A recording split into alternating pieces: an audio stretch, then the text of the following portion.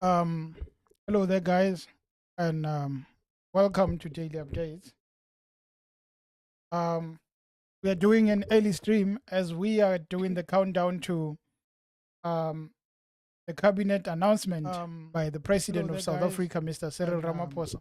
Welcome. It is supposed to be around. Sorry, we are doing. It's supposed to be around. We are doing the countdown to. But we all know that the cabinet announcement, the possibilities that the President of South Africa, Mr. Cyril Ramaphosa, is probably not going to make it to be around that time. Sorry, we are doing it. It's supposed to be around. We are doing the countdown to. We are currently waiting. Sorry, the possibility for Mr. Ramaphosa to come and finally announce that cabinet. Just setting up something. Sorry, guys. So we are finally waiting for the president to announce that cabinet. I mean, it has been long time waiting for him, and finally it looks like the president will finally come and let us know. Anyway, guys, if you are able to hear me, just let me know so I know we are all on the same page. So the president will be announcing at 9 p.m. and we know what is the time and what happens with the president in terms of the times. It might be 9 p.m., but we might at the end get an address around 10 p.m., 11 p.m., because they are probably going to tell us that they are consulting. I mean, all these times they've been sitting around and finding ways to consult, and we might get that explanation.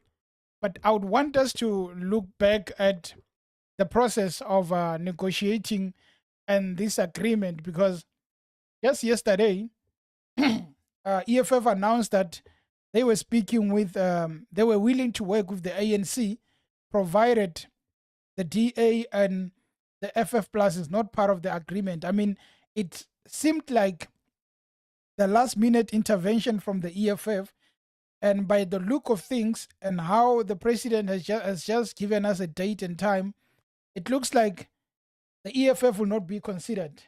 Thank you, Tembi. It looks like the EFF will not be considered. The GNU is going ahead.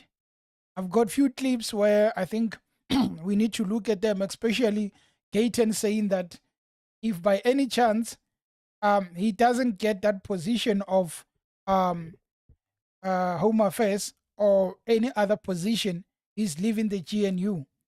So one would think that Gayton is really sure that he's getting that position. It is up to Ramaphosa to really decide on who is giving which position. And I think we are hoping and waiting to see what is going to happen. Hopefully at the end of the day, he's going to announce a solid cabinet. It's very scary.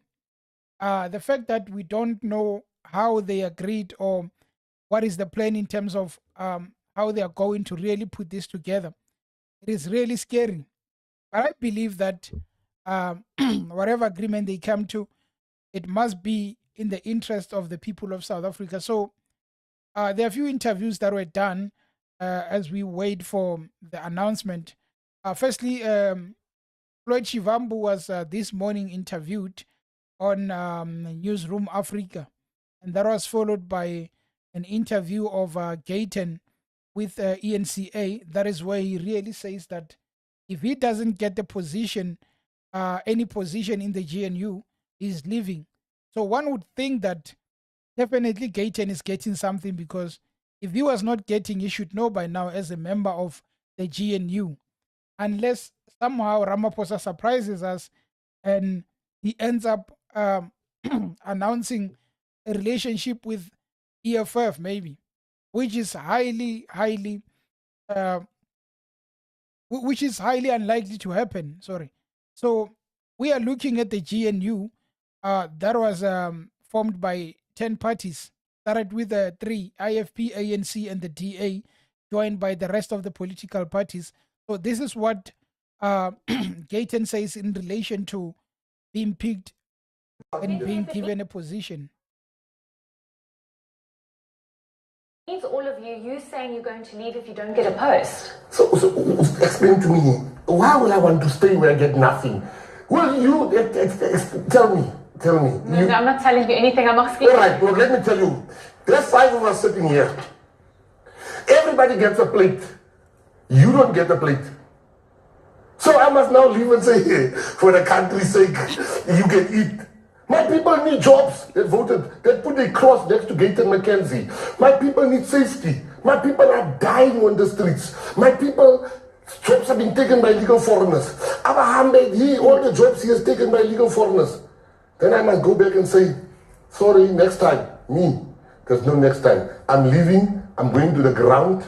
I'm going to work my ass off together with our people. And we'll come back stronger. We'll put a 0 by that 2%.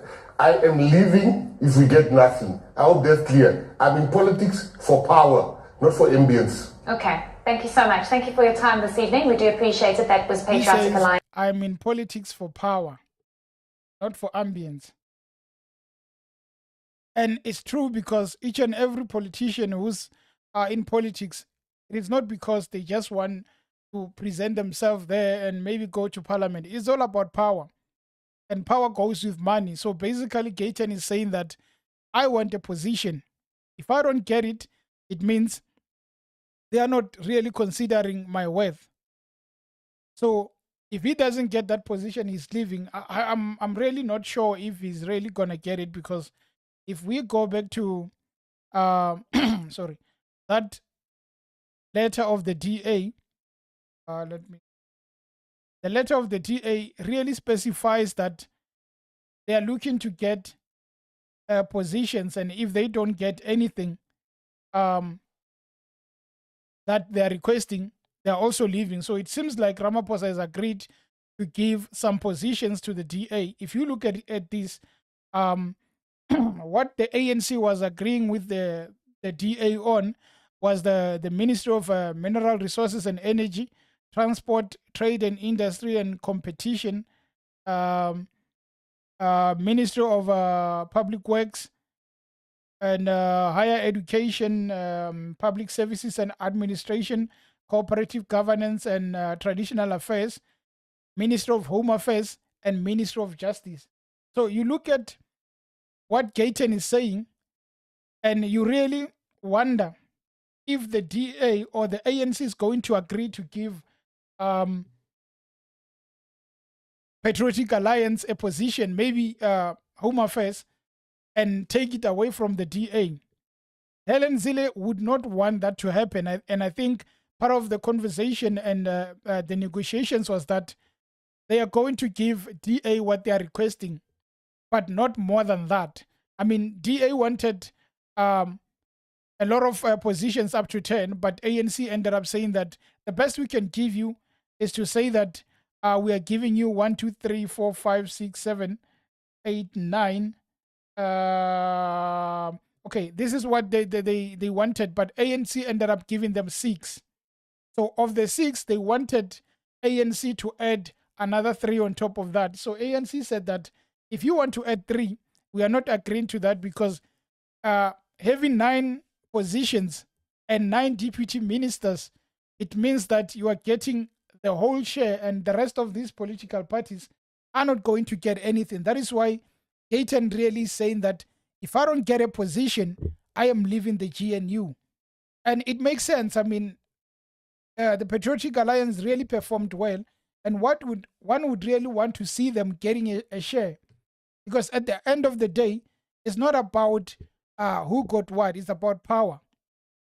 Gayton wants power the same way the DA wants power.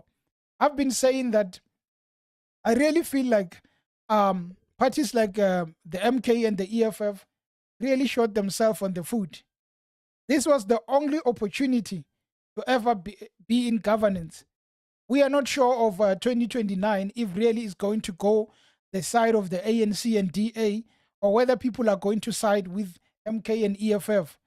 If they got a chance to be in government this administration, then it was going to be good for them, because we are able to look at the experience and what they did. But unfortunately, it is the chance of the Democratic Alliance and the ANC. If the DA really pushes the ANC to do well and be accountable for all their work, credit will be given to the DA. And you might see a lot of people really voting for the DA because of the good result we might have. And really, the ANC stands to lose everything on this GNU, because regardless of what works, if it works, credit will be given to the DA. If it fails, the ANC will be blamed, and they will say that if it wasn't for your relationship with the DA, you wouldn't be here. And it was a good opportunity for the EFF.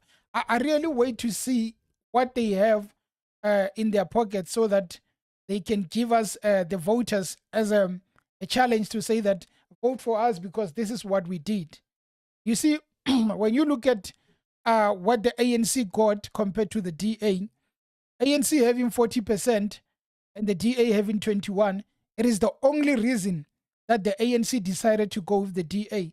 Had it been the EFF or the MK party on 20%, we would have been speaking a different language, because that would mean that ANC would choose the 20%. But unfortunately, it looks like millions of people voted for the DA, and this is what the ANC is giving them. Anyway, guys, as I said, we are doing a countdown to the president announcing his cabinet, which is coming around 9 p.m. You know the time with the president. 9 p.m. might turn out to be 10 p.m. or 11 p.m. So there is an interview also that was done by Floyd Shivambu this morning with Aldrin on Newsroom Africa. The ANC to threatened to pull out those MMCs if there wasn't a deal. This is now on the Thursday evening before the MPs were sworn in. What happened? So I think, remember there was a discussion which we're waiting for the ANC to come to us, yes, back to us in terms of what should happen. And the leadership of the ANC had said that the discussions are still on the horizon, and we believed that. And that is why we even now got to be involved. So you reneged on that because you believe there was commitment that there's still going to be deliberations as to just what do we do moving forward. So what happens if the agreement goes ahead now? What happens if the agreement goes ahead without the EFF?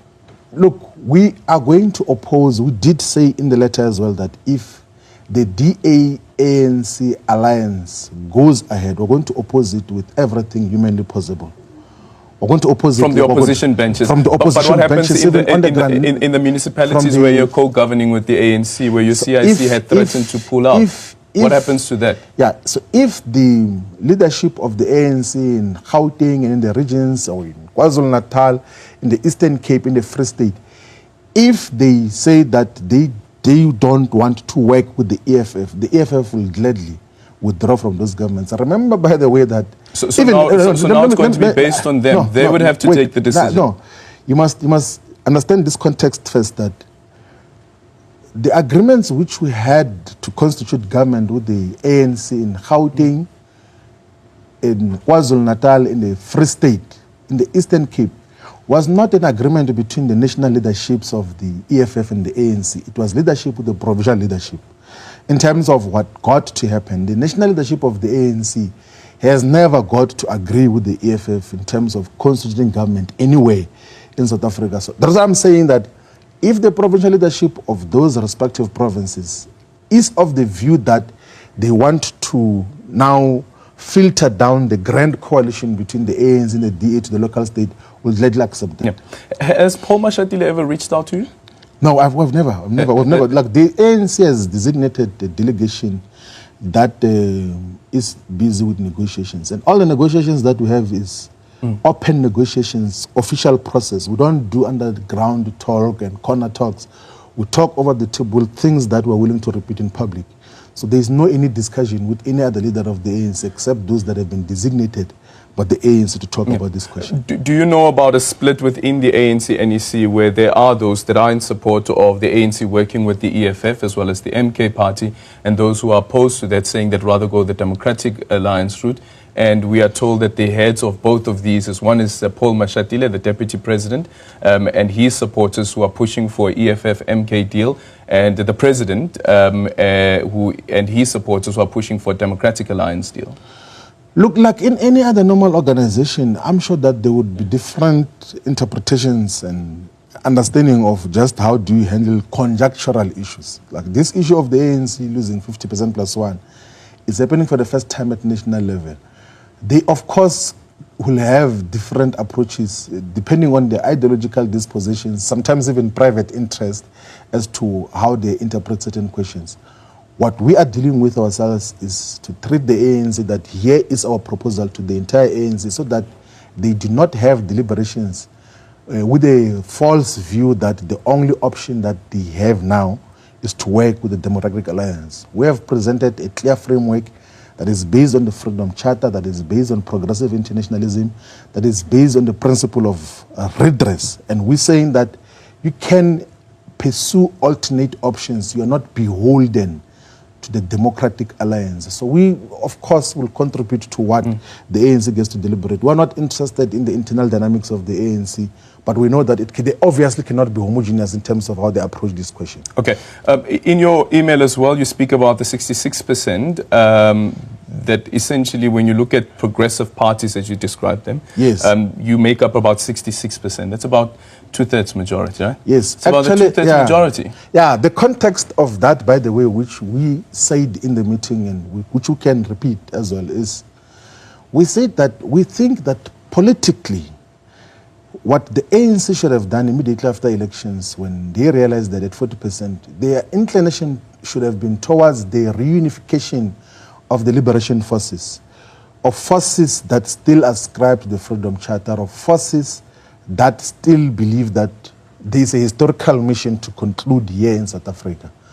And those constitute more than 66% in the current parliament. So if you combine what the ANC has what MK has, what the EFF has, what the UDM has, what the National Coloured Congress has as well, it's a solid foundation of formations that literally got to move out of the African National Congress. So instead of an attempt to reunite the liberation forces, the ANC thus far seems to be choosing the right-wing forces which represent the counter-revolutionary agenda. So that is the agenda wasn't that the intention? Wasn't that the intention of the letter also? In terms of what? To again, as I said a bit earlier on, say to the public that these are the options that we've put forward to the ANC. It's not true, as you said a bit earlier on, that there's only one other available option, that there are alternatives. That was the intention of the letter. That is the intention, to say that like there are options and which are far much more politically sound alternatives, and not the confusion which is going to be constituted with the Democratic Alliance. And we don't think that there's any political sound basis to constitute a government with the DA. And what is even said, Aldrin, is that the DA is not having an alliance with the ANC. It's having an alliance with President Cyril Ramaphosa. Helen Zille says that minus Ramaphosa, we're not going to work with these people. Says that Ramaphosa must give us the Ministry of Justice so that we can appoint the National Director of Public Prosecutions and arrest the rest of the remaining leaders of the ANC, inclusive of Paul Mashatile, Gwede Mantashe, Fikile Mboweni, everyone. So, like, that is the absolute truth, that the Democratic Alliance has got no respect of the organization ANC. They just interacting with it because of Mr. Cyril Ramaphosa, whom they think they've got control over. I don't know why they think so. Maybe they do have, but that is the foundation. And Mr. Ramaphosa won't be the head of state, won't be president of the ANC for the next 5 years, by the way.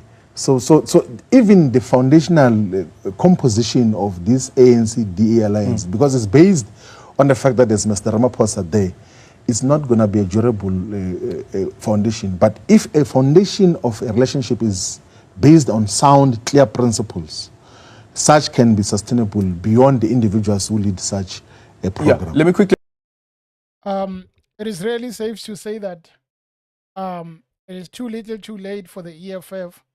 And one would have really hoped that, to begin with, they would have been maybe closer to these negotiations as they've been, because had the EFF been part of this, it was going to be really interesting. It's just that unfortunately, EFF doesn't want to work with DA and FF plus.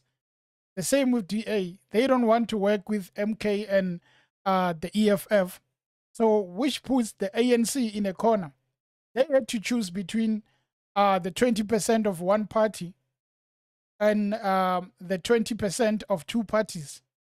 Remember, MK doesn't want Ramaphosa, but I think somehow at the end they could have maybe sat down and say that, let us compromise. We let Ramaphosa become the president and get cabinets. I mean, the EFF started with the demands of Minister of Finance, and it looks like the Minister of Finance is something that the ANC will not let go. Even with the DA, ANC refused to give them the Minister of Finance, as they ended up giving the DA a chance to say that you can get the Deputy Minister of Finance instead of the Minister. But then when you look at how these negotiations have been, one really wonders between Ian Hazen and Paul Mashatile, who is the right person Ramaphosa is going to give that position. I can't really exclude the IFP. Belenkosi Tlhabisa could be the deputy, or they could go for 2 deputy presidents instead of 1. I mean, there are a lot of opportunities that are being created. DA spoke about the fact that the cabinet of Ramaphosa is too big and they should really decrease it. But now it is the same party now that is speaking about, we want the ministers and the deputy ministers. Now really you look at it and you wonder, can Ramaphosa afford to have 2 deputy presidents? As you know, Paul Mashatile really is one person. Many could say that if they don't give him this position, it will be like Ramaphosa is really putting him aside. And if he gives it to John Steenhuisen, a lot of people are going to complain about the fact that now you are selling the country. Now you are really destroying the ANC because you are even taking a big position and giving it to the DA. As much as the ANC wants to work with the DA, a lot of people don't agree with that decision. But it rests in the hands of the ANC. Hence, you see that at the end, they decided to work with Democratic Alliance, even when people were warning them that the relationship that you are trying to create with the DA is not going to work. But it seems like it really is the final decision for the ANC. I was really interested in what the DA wrote. I think it was on the 24th when they're going back and forth with the ANC about positions. They said that one of the directions, they said all tenders in departments reporting to the DA ministers issued since the promulgation of the election date be reviewed. It is obviously not possible to effect change in a context where recent decisions by the previous government are rendered irreversible. So the DA has realized that there is a lot of corruption, and the corruption that we have is in tenders. So by saying that they want to review all the tenders, it is going to be an issue, especially the ones that are in the departments falling under the DA. We know that with the ANC, it was all about money, tenders, corruption.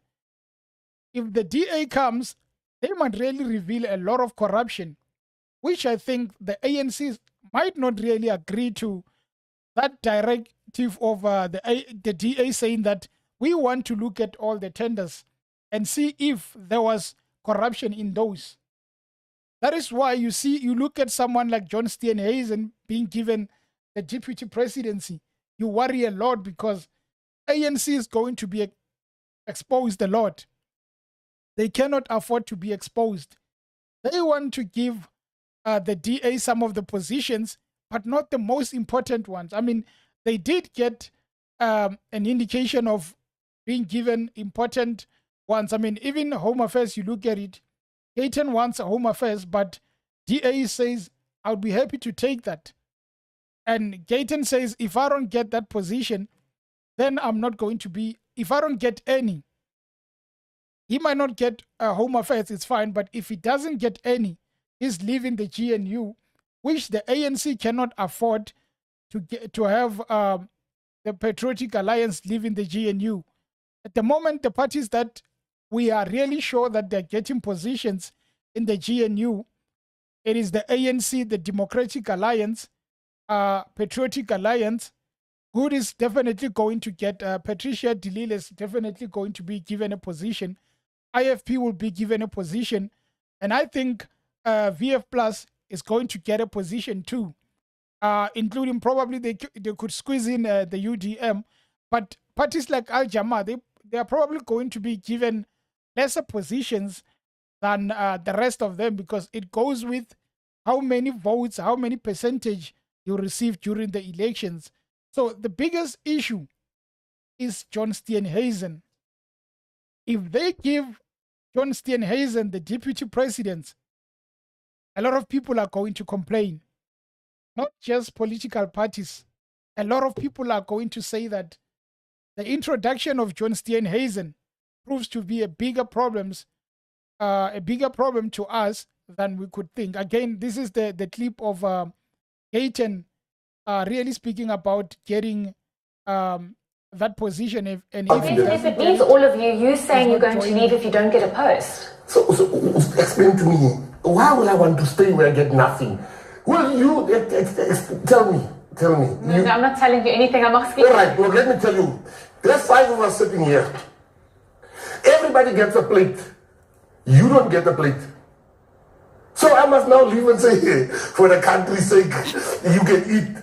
My people need jobs. They voted. They put a cross next to Gayton McKenzie. My people need safety. My people are dying on the streets. My people, jobs have been taken by illegal foreigners. Abahambe, all the jobs he has taken by illegal foreigners. Then I must go back and say, sorry, next time. Me. There's no next time. I'm leaving. I'm going to the ground. I'm going to work my ass off together with our people. And we'll come back stronger. We'll put a 0 by that 2%. I am leaving if we get nothing. I hope that's clear. I'm in politics for power, not for ambience. Okay. Thank you so much. Thank you for your time this evening. We do appreciate it. That was Patreon. And we know that there's no way that Gayton is going to sit there and speak about, I am leaving if I don't get power. If he did not know that he has a position, it is obvious. Gayton is going to get that position. Probably not Home Affairs, but he's going to get something. A smaller portfolio is going to get it. It's all about who had the biggest votes. The DA wanted to use that 20% to get a lot of positions from the ANC. That is why we stayed up so long until we had a cabinet. And unfortunately, it was Friday when the EFF said that we tried to convince the ANC to really ditch this GNU and create a relationship where it is ANC-led and the rest of the parties, excluding DA and FF Plus, can join in. But we know that the ANC probably said no to that, because what they want is a party that is not going to give them the go-arounds. Bridges, I can't believe they're still arguing, bickering and fighting over parliamentary positions. Stop the racism and work together. I think in terms of working together, the best thing that we need would be if there could be a relationship and corruption would stop, service delivery would be there. I think a lot of people would be happy. You know, the thing about the DA and the thing of what they stand for, I think, let me just try and get that. Economic freedom fighters. Okay, yeah. This is what the EFF said about working with the DA. Our objection to work with the DA and FF Plus rests on the following. The DA and FF Plus represent the imperialist, counter-revolutionary, white supremacist agenda demonstrated by their rejection of progressive internationalism, e.g. Palestine, BRICS, Ukraine, Cuba, Western Sahara, affirmative action and expropriation of land without compensation for equal redistribution to address the apartheid and colonial land regime. This statement by the EFF, it does not only is not only said by the EFF. I think a lot of people are really worried about the stance of the Democratic Alliance, because a lot of people supported Palestine. DA said, I'm with Israel. A lot of people said that we are on the side of Russia. A lot of people, I'm speaking about South Africa. And DA said that Ukraine, even the matter of Cuba, Western Sahara. The point of the EFF is that we don't trust the Democratic Alliance. And by working with the Democratic Alliance, it means we are not sure if in the GNU they are going to change their stance on Israel. For example, let's say that they are debating this in Parliament. They are part of the GNU, DA and the ANC. They debate the issue of Israel and Palestine. Unfortunately, they have already done that. But had they not done that, and it was the opportunity now to do it, one would really think that the DA will not change their stance on the issue of Israel.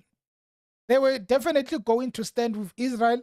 ANC would stand with their Palestine. And you go in terms of if they want to vote something into law, they are in the GNU, but they represent different views in terms of Israel and Palestine. That is one thing that we are going to really witness in terms of the GNU. There will be a bigger test where we are going to know that who's in power, who's in charge, because the ANC, if they decide to side with the DA on any matter that the majority of the black people don't agree with, the ANC then would be in trouble, because people will feel like you are selling the votes, you are selling the votes of the black people and the history of the ANC to the DA, which if that is done and we go to the 2029 elections, the ANC would go as low as 20% from where they are now. Butler says they must give Gayton Minister of Police because crime is at its highest. We have symmetry in the Gooks that is not finished, because if extortion, if you would step up, the days of protection, it would end. My issue with the ministry, I don't think you could give Gayton as a minister of police. It is one thing to say that Abahambe, all foreigners must go, and that we are going to deal. Remember, the most focus of Gayton, as much as he speaks about crime, he's more focused on wanting to get foreigners out of South Africa. And he said that as soon as they saw ANCs below 40, he spoke about the fact that since we got the ANC below, we want that position of Home Affairs. They're not going to get it because DA is taking that. You speak about police. I don't think they have the qualities, especially Gayton, to deal with that ministry. The problem that we had with the ANC is that you are a comrade, you have been in Robben Island, you can get any position. Even if you don't have the qualities of that position, you get it. That is where we saw our problems rising. What the GNU needs to do, they need to look at your qualification. They need to look at the track record and like everything, the qualities that you have for that position. We cannot just give someone because they got the votes and you give them a position. That is why I really have a feeling that ANC might go to the side of giving deputy presidency to John Steenhuisen. And I don't think for me it's going to be enough. I don't think John Steenhuisen deserves that position. Give John Steenhuisen any other position except the deputy.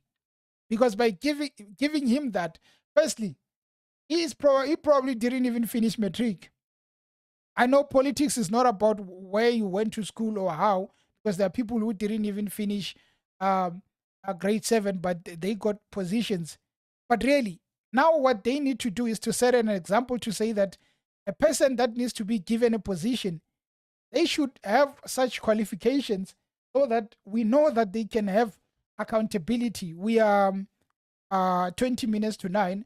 probably by 9, Ramaphosa should be addressing if really is going to keep time. But as I was saying, keep John Steenhuisen away from the deputy presidency, not because he doesn't deserve it, but because we need someone with a good CV to go below Ramaphosa and lead with him. We can't have John Steenhuisen with the CV that he has.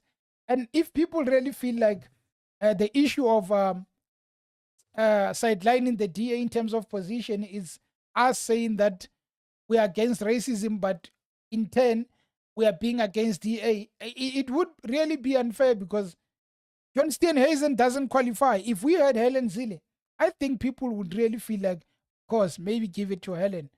But John Steenhuisen, I'm not quite sure about Paul Mashatile. I feel like he's like who is this guy? David Mabuza. They are very weak. They are not decisive. That is why Ramaphosa could go somewhere and give and leave everything with someone and not Paul Mashatile. They are not decisive, and I don't think you can trust a politician like Paul Mashatile. As much as he's been in the ANC, I don't think he deserves to be the deputy. It's just that they voted. But if really they could come with someone that we don't know a lot about, I'm thinking give that deputy presidency to the IFP, Velenkosi Tlhabisa, and don't give a lot of other positions to IFP after doing that. Then it's going to be fair. DA gets whatever they want. I mean, they are at the moment getting 6. If they convince the ANC to go up, they could probably get 8, but they got 6 and deputy ministers. So remove John Steenhuisen, remove the name of Paul Mashatile, put Velenkosi Tlhabisa, and the rest of the positions you can share amongst the 10 political parties. Some of them are not even going to get any position, including, any solid position, including Raz Mzansi. You give those guys deputy ministers and say that we thank you for being part of the GNU, but for now, we feel like your votes deserve something small.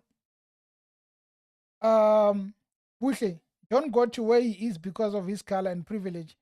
Who would allow grade 11 graduate to lead all corners of South Africa? Should Ramaphosa allow these countries officially as stakeholders? And Tumelo, welcome.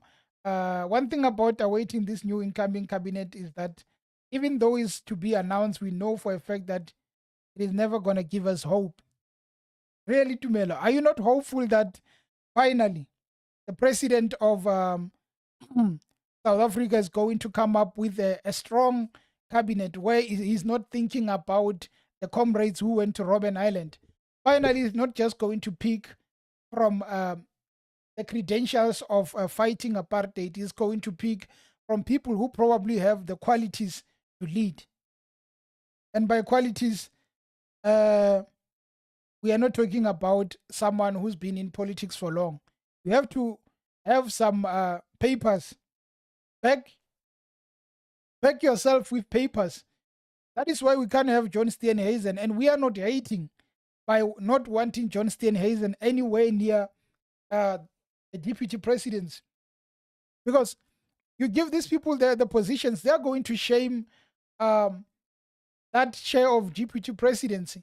The same way we don't even know the impact of Paul Mashatile since becoming the deputy president. We can't even point any impact and say that this one was a deputy president, but we could see that there was sound in whatever that he was doing. All of them are being overshadowed by the president, not because he's too powerful. It's because these guys are really enjoying that seat of being a deputy and they're not adding a lot of value. You remove those guys who people think that they're going to bring change. You bring someone that we were not even thinking about. Imagine, nobody's thinking about Tlhabisa getting the deputy presidency. We give it to him, we see how he works. And if it doesn't work, maybe after a year, Ramaphosa goes back and look at the cabinet and say that We are making changes. Anybody who's not doing his job, put them aside. You no longer have that power of the ANC where if you remove Fikile Mbalula, the friends of Fikile Mbalula in the ANC are going to say that you are being unfair. You don't have that. All you have is reports. All the reports you get from the ministers, you judge them based on those reports. They must treat government as the way private companies are run. If they do that, a lot of accountabilities will be written down and people will be called out for not doing their job. And maybe the DA and ANC alliance might prove to be fruitful. And also you look at, I think we are almost there. It's about 14 minutes to 9. You look at the Minister of Finance. Howard says DA has demanded control of the most significant economic ministries. If ANC agrees, then South African people will rise up, giving these GNU reasons to eliminate positions. I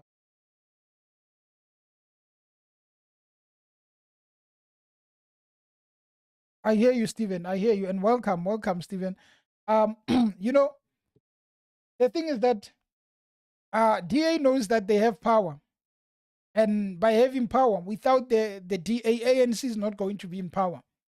So ANC needs the DA. That is why the DA demands so much. And it is not just the DA. The leader, Helen Zille, is the one who has all the power to say that do this, do that.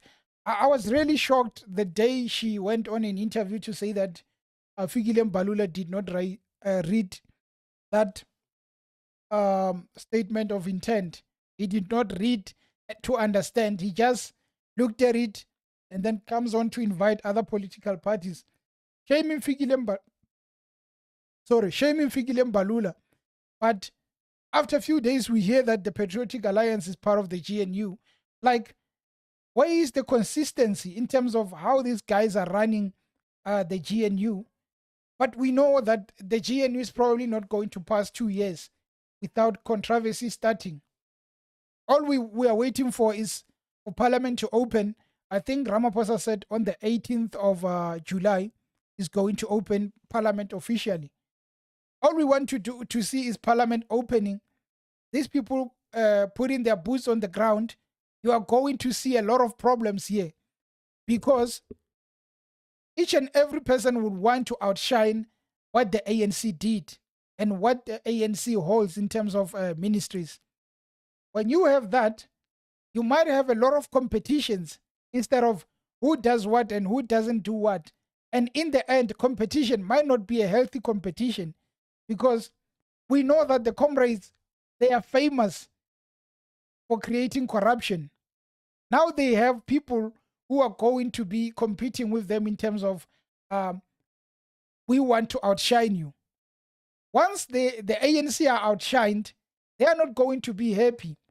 And things are not going to start to run smooth because you outshine the ANC. It means that 2029, they are losing votes because people can really see that ANC have been given that 30 years power. And it was a wrong decision to be given. I don't think from now on the ANC is going to get any better. From 40%, it is the death of ANC. There is no way that ANC will ever change. They will never improve. From now, it is downwards. No more ANC having the power they had. They must really try and call Thabo Mbeki to come and advise them on how best can they do to really get back what they've lost. And the introduction of Zuma did not do any justice to the ANC. And, you know, if it wasn't because of these people having differences, we would be seeing Julius Malema, would be seeing MK Party having positions in parliament. And unfortunately, the fact that the DA did not make part of the conversations, it is what led, the fact that the EFF did not make part of the conversations is what led us to being here with the GNU of the DA and ANC. Ramaphosa is under pressure. who do you pick as Ramaphosa really, as a president? Who do you select as your deputy? We are just 10 minutes away, guys. I can tell you, as much as we are 10 minutes away from the address of Ramaphosa, I wouldn't really put my hopes high and say that at 9 is going to address. Definitely not. It's probably just checking with someone else on how best can they do this. They're probably speaking to some last minute people to see if they can really constitute something, they can put something together. But it's very interesting. I don't have a lot to say, but I thought maybe we could do a countdown to the president speaking. It's just 10 minutes from now. So it is the most anticipated of the addresses that I've seen. This one is not just Ramaphosa telling us about the ANC. Ramaphosa needs to tell us about the GNU. And I'm sure it was not easy. I'm sure it was the most difficult of the negotiations, but at the end, they have to come up with a solid cabinet. We are 9 minutes away, guys. Soon is going to start. Hopefully, though, not promising in terms of that. We know time of politicians, but anyone who's just entered the chat, you are welcome, and hopefully you can click that like button. We are just currently waiting for the president to officially address the nation in terms of what is the cabinet going to be looking like. Is he picking John Steenhuisen? Is he picking Paul Mashatile? And who are the other people that are going to be occupying the rest of the portfolios? It is 8 minutes to 9. And by the way, I was watching cricket yesterday, and what a loss for the Proteas. It's a shame. One would have wanted Ramaphosa to really address us, and on the other hand, we are still celebrating our first win ever in cricket World Cup. But hey, unfortunately, we got beaten by India, which is just a shame. And I was watching the match, and I thought somehow, somewhere, decision making for South Africa was poor. We could have won a match. The match was in our hand, but we ended up losing it. But it would have been good for Ramaphosa to start by saying, we congratulate the Proteas. But unfortunately, they lost. He can't even mention anything about that. You can't celebrate second position. But anyway, we tried our best. And the rest, we're going to hear from the president. The rest meaning the cabinet. If John, then this is the fall of South Africa, says Chris. Well, people are really worried about John Steenhuisen, 7 minutes to 9. People are really worried about John Steenhuisen, including me. I'm worried about John Steenhuisen. He does not inspire confidence. And I wouldn't really point to the success of DA this year to the leadership of John Steenhuisen. No way. Of all the leaders that I've seen under the DA, John Steenhuisen is not that person.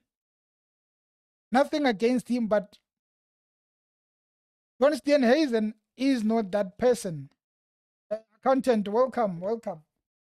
From Pretoria, South Africa, Proteas. That was well played. Best for Bosman. Proteas could have won. They failed. 30 runs from 30 balls, but still they couldn't make it. Then there was a decision that was made by Mela to let Maharaj take single. That was the worst decision ever, and that's what led us to losing the World Cup. 5 minutes to the president.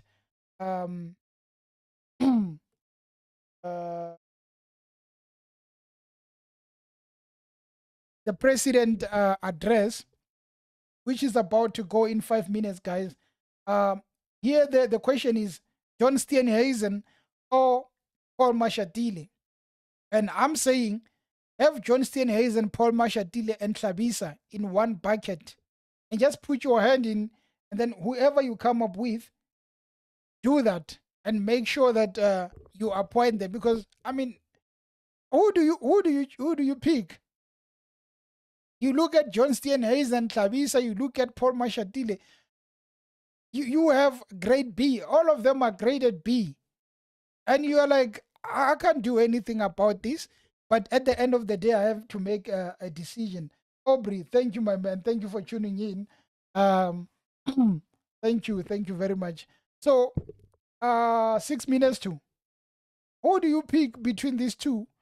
Anybody who did not, who's just come in, this is what Gayton said, because apparently Gayton is going to throw his toys around if he doesn't get a position.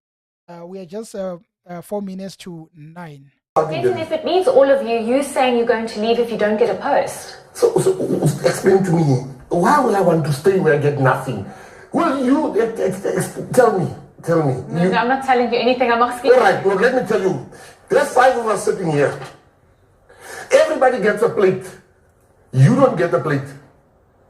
So I must now leave and say, hey, for the country's sake, you can eat. My people need jobs. They voted. They put a cross next to Gayton McKenzie. My people need safety. My people are dying on the streets. My people, jobs have been taken by illegal foreigners. All the jobs he has taken by illegal foreigners. Then I must go back and say, sorry, next time. Me. There's no next time. I'm leaving. I'm going to the ground. I'm going to work my ass off together with our people. And we'll come back stronger. We'll put a 0 by that 2%. I am leaving if we get nothing. I hope that's clear. I'm in politics for power, not for ambience. Okay. Thank you so much. Thank you for your time this evening. We do appreciate it. That was patriotic. I would have said the same if I was Gayton.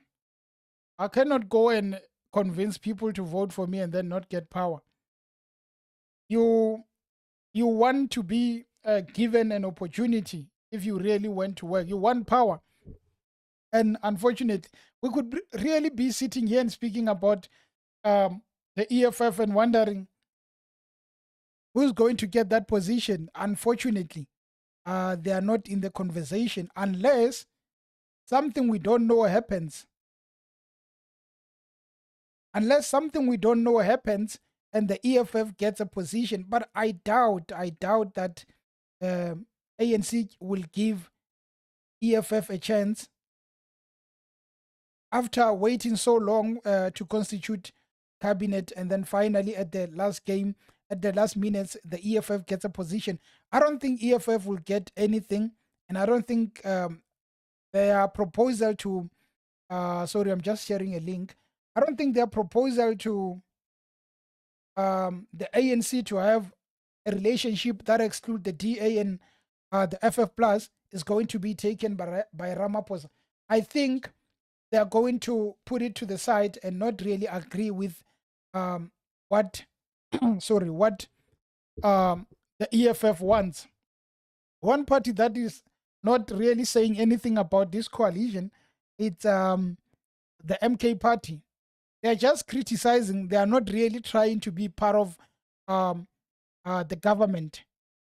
But EFF, at least they tried, and they issued a statement to say that we have these conditions, but I don't think Ramaphosa would agree.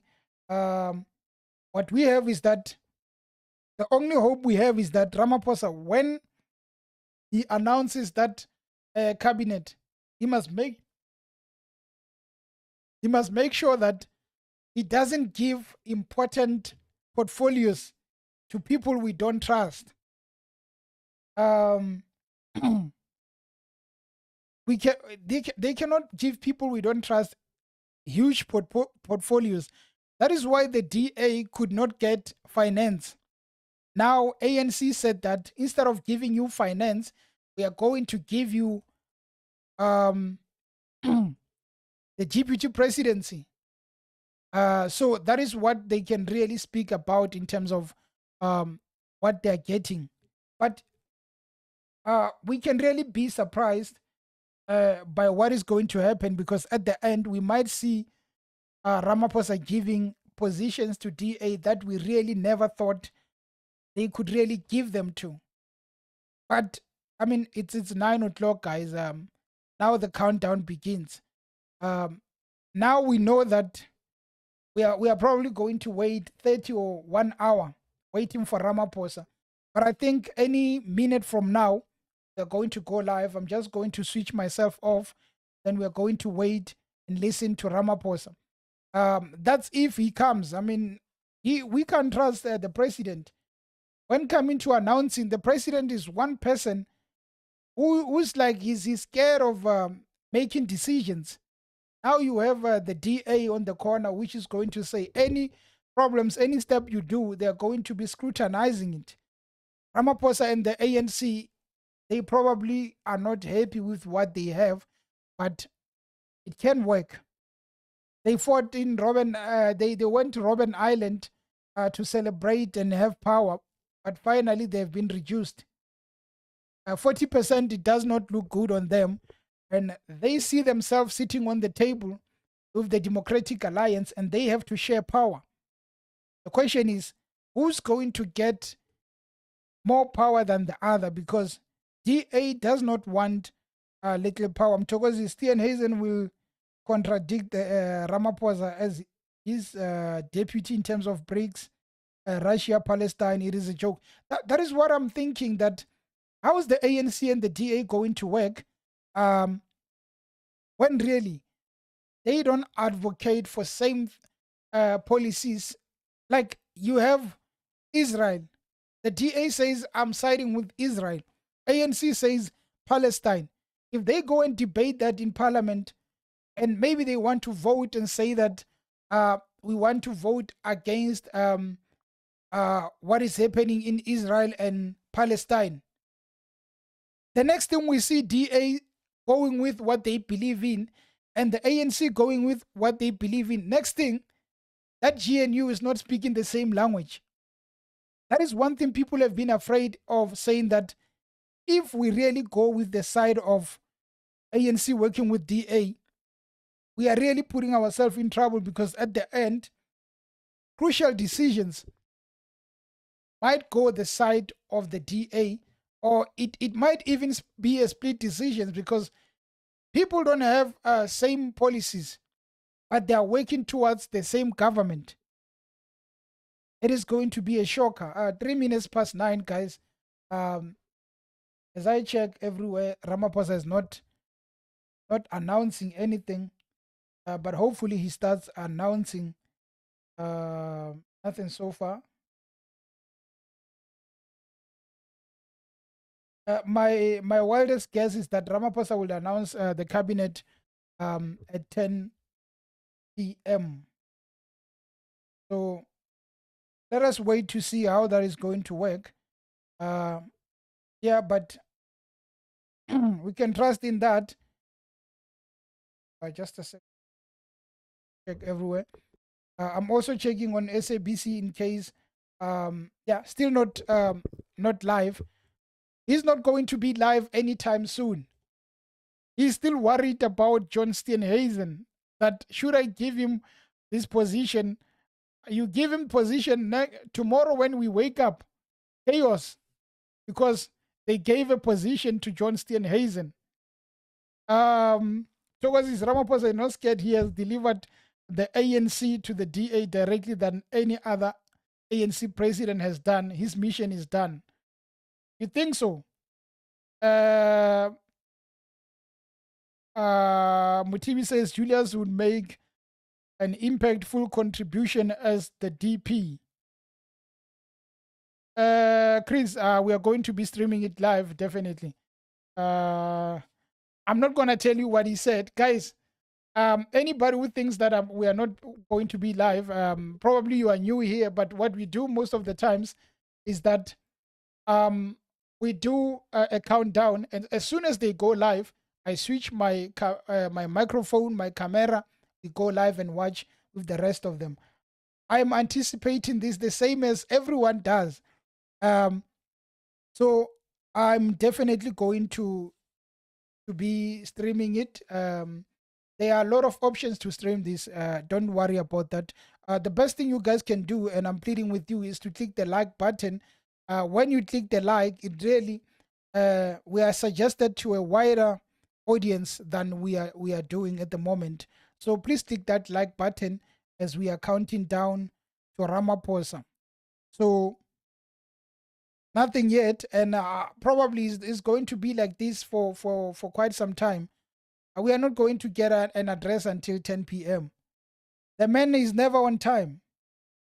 So how do you expect us to get proper cabinet when they had such a long time to discuss, and next thing, we are still not getting anything? Sorry guys, just a moment. I'm just trying to share the link so that we can reach to a wider audience.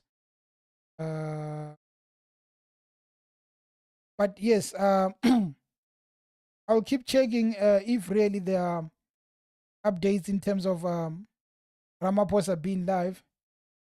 Has he started? Let me just check. Sorry, I took long. It has not started. It has not started.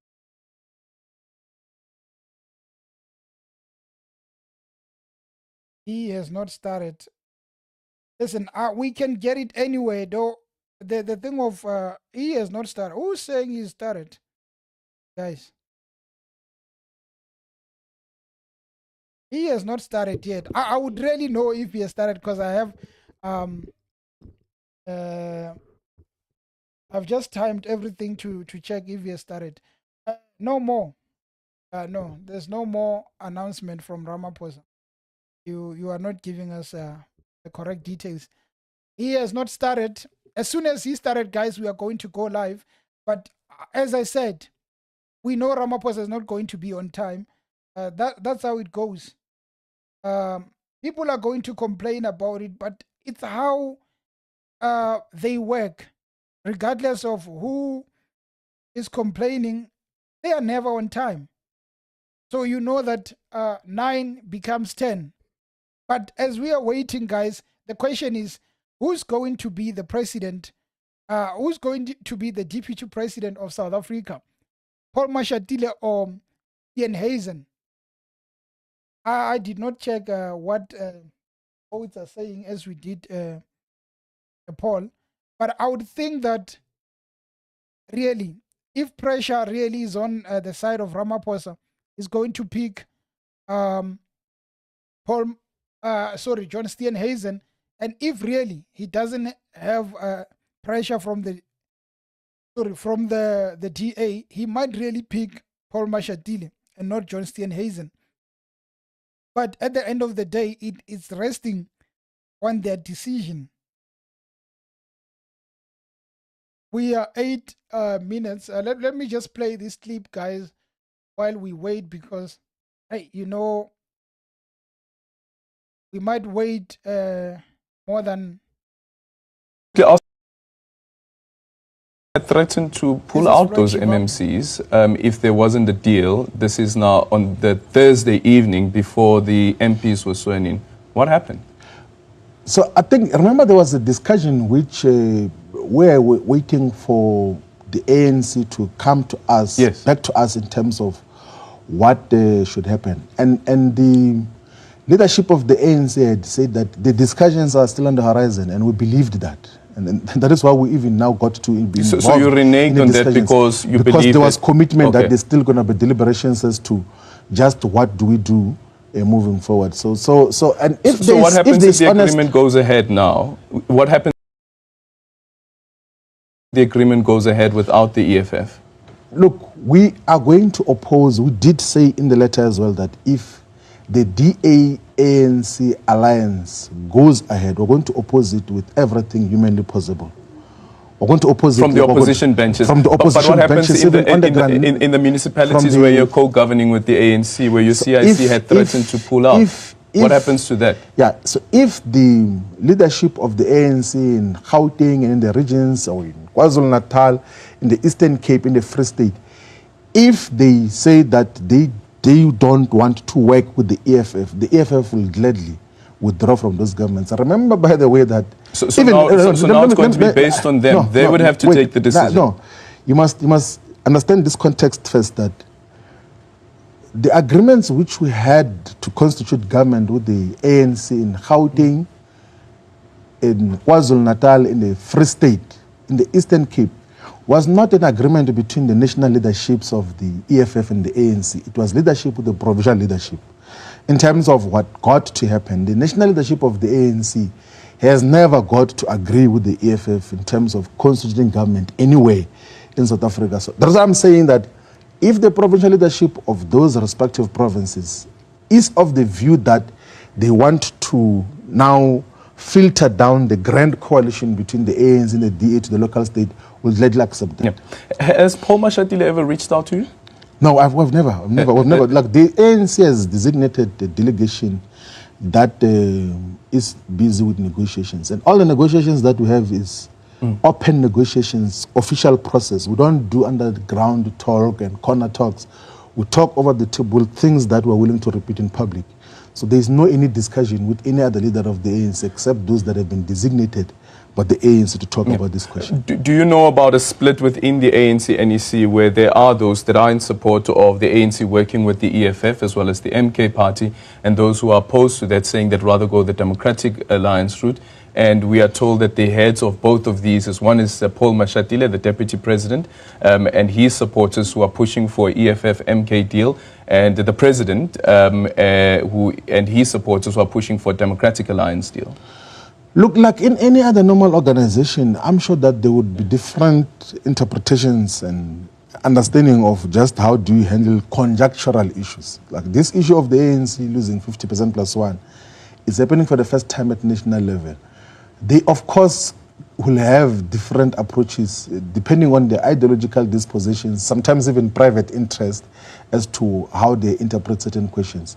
What we are dealing with ourselves is to treat the ANC that here is our proposal to the entire ANC, so that they do not have deliberations with a false view that the only option that they have now is to work with the Democratic Alliance. We have presented a clear framework that is based on the Freedom Charter, that is based on progressive internationalism, that is based on the principle of redress. And we're saying that you can pursue alternate options. You are not beholden to the Democratic Alliance. So we, of course, will contribute to what the ANC gets to deliberate. We're not interested in the internal dynamics of the ANC, but we know that they obviously cannot be homogeneous in terms of how they approach this question. Okay.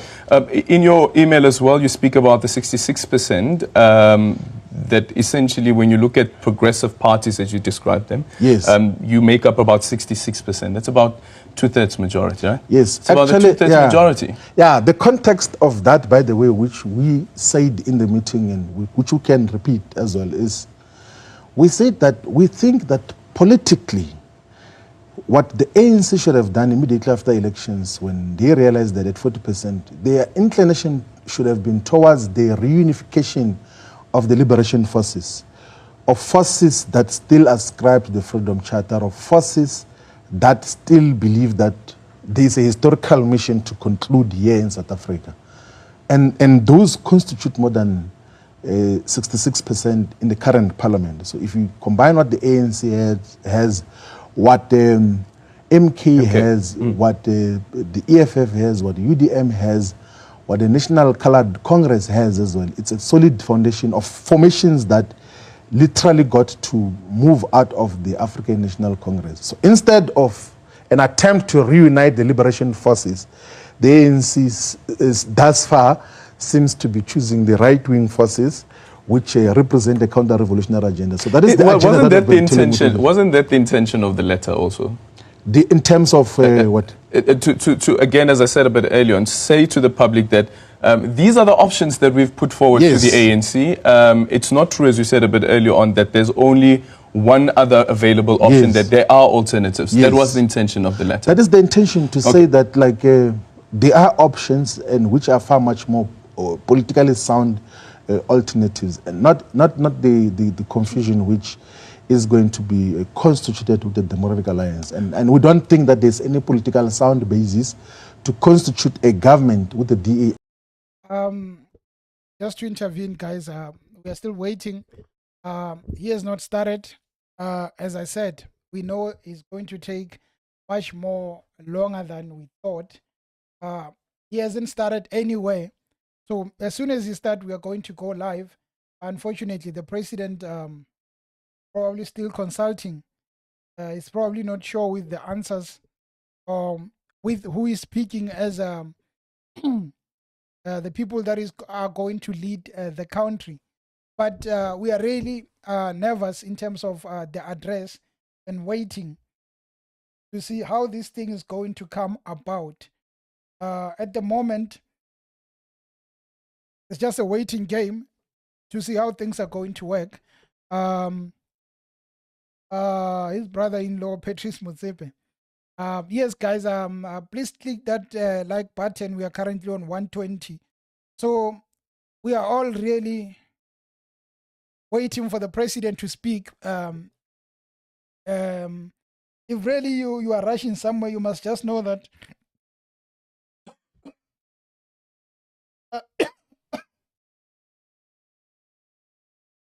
excuse me. You must just know that he might only come and address the people around 10 p.m. If really you thought that he's going to address them now, it might not happen. But that has just been how the president has been all along. Never goes to address the people on time. You know, Zuma was one person who could just rock up at 11 p.m. and address South Africa and even say that this is the new cabinet. Ramaphosa gives you time, but then after giving you that exact time, you still have to wait extra hours, maybe 2 hours for him to address. I mean, that is how service deliveries is done by ANC. So now that they are going to work with the other party in a GNU, they should really respect the people and time. They should respect their data, the time, and like the space. People need to go somewhere. People need to be somewhere.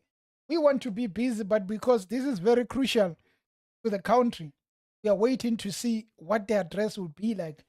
But unfortunately, we might wait for a long time. You know how the president, in terms of this, I've got it all logged. I've basically have all the notifications in terms of the presidency, the government website. I mean, the YouTube channel, the government in terms of live stream. So as soon as they go live, we are all going to know that they're live. So as I check, even SABC, nowhere, even ENCA, nowhere is live. They're waiting for the president. It's 9:18. Probably going to wait for 9:30. If it doesn't happen, 10 o'clock. But my wildest guess is that might really get an address by 10 p.m., which a lot of people want to sleep because the bosses needs everyone at their jobs tomorrow. Funda, the anticipation chief, we are all anticipating. Mama Africa, please help, no mistake, please. So yes, we are waiting, guys. We are waiting. You know, I have my notepad on the side. As soon as he starts, I want to put down who's going to be this, who's going to get these positions, because these guys are supposed to run the country for the next 5 years. So we want people who have the capabilities of running South Africa. We don't want mamparas there in those portfolios. People that are only looking to say that at least I've been a minister of this and that. And also remember, Begitele is not coming. Who are they going to put as the Minister of Police, which is a very important portfolio in South Africa? And I think they should remove Masemola and put Mkhwanazi in, because we no longer want the ANC anyway near important portfolios. They couldn't really deal with the crime of South Africa. Now it is not the time for them to get that position. Kwani must go, Kwanazi must come in as that general. So the question would be the minister, because they cannot just come up with someone who's not in politics and put him as a minister. Ministers, the politicians want those positions. So in terms of the Minister of Police, people were talking about that Ian from the DA, Ian Cameron. I'm not sure if they say name I'm pronouncing it correctly, but people were saying that maybe Ian would get that position as he's advocating for crime to end in South Africa, but I don't think the ANC would. ANC is going to give someone we know that their credentials are just, I've been in the ANC and I've been in the cabinet, I've been in parliament for so many years. That is what the ANC says to us, because if really they were giving the correct individuals these positions, we wouldn't be here in terms of South Africa being so down in terms of crime, job creation. We are literally the most promising country. But because the leadership doesn't know what they are doing, we find ourselves being compared to countries that should not even be near us in terms of potential. South Africa has a lot of potential, but due to corruption of comrades who have been given the opportunity for 30 years, we are nowhere. So we're still waiting, guys. Probably some of you would think that I'm talking too much. I have no choice.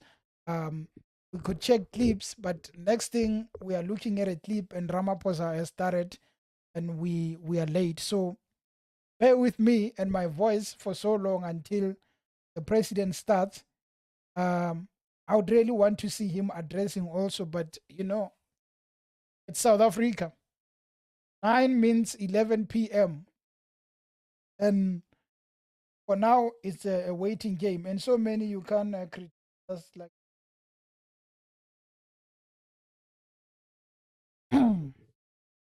So yeah, we are waiting, guys. We are waiting for Ramaphosa to address the nation. The president of South Africa. He has not started, and hopefully very soon he's going to start. But as of now, the president has not started. It's 23 minutes past 9. He was supposed to address us by 9, but it's not. Even the Facebook channel of the presidency has nothing. Normally, it is the first one to go live. But so it is a waiting game now. They're still communicating and trying to find themselves on who can get what.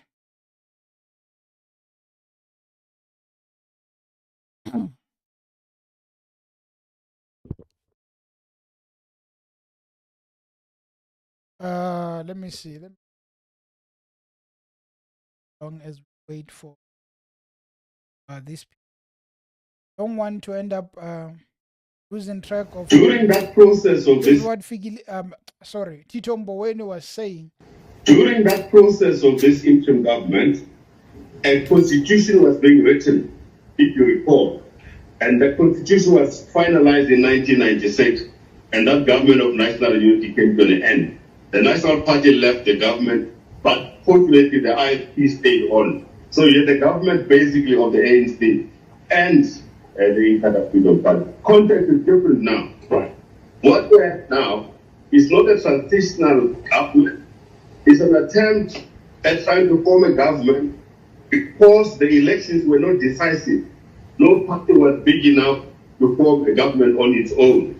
And therefore, this is actually not a government of national unity at all. This is a coalition government of the parties which have not been able to get more than 50% of the vote. And I would like to insist on this.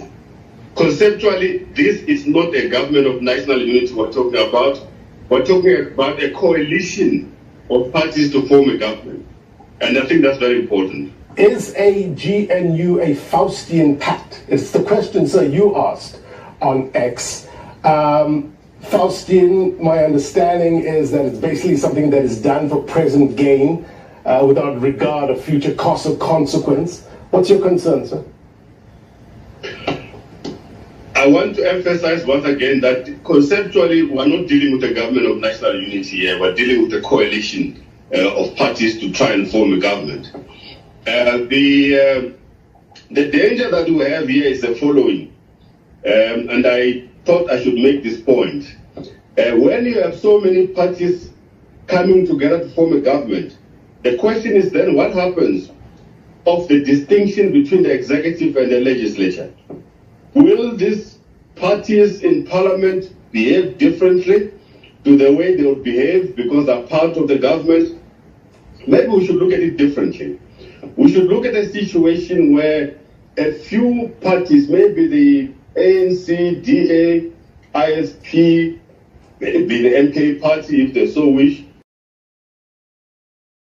That is Tito Mboweni. A lot of people came out of their graves, really put them on the GNU. I think a lot of ANC people are really scared of the decision of the GNU. Most of them, even if they're probably not saying in public, but they are not really sure of this animal called the GNU. You would be scared if you were in the ANC too, because you might be overshadowed by the Democratic Alliance in terms of what they would be bringing to the table. That is why you see the president announcing 9 p.m. and it goes to 27 past 9. That's what I said. If he says 9, just know that a lot is going on. Thank you very much, guys, for the 143 likes. The president has not yet addressed and is probably going to wait for long. The question was, who would be the, let me just, who do you think will be the deputy president? Just looking at the other screen. And 163 votes says that Paul Mashatile will be, and John Steenhuisen is 36. A lot of people don't like to see John Steenhuisen becoming the deputy president. I see. They don't want to see John Steenhuisen getting that opportunity. I mean, come on. Beside people hating the DA, what is John going to bring to us? I really couldn't find anything of leadership in the DA that was led by John Steenhuisen. I really could not. That is why I'm really worried about the president giving John Steenhuisen the seat of deputy president. Oh, we are going to have a problem if he does that. People are going to complain. So for you to really enjoy the safety, you will have to take it away from John Steenhuisen and Paul Mashatile and give it to the IFP. That's the best thing he could do. Otherwise, you are going to have mixed feelings. You give it to Paul Mashatile, people will say, this guy is accused of corruption. Not accused. He has some dodgy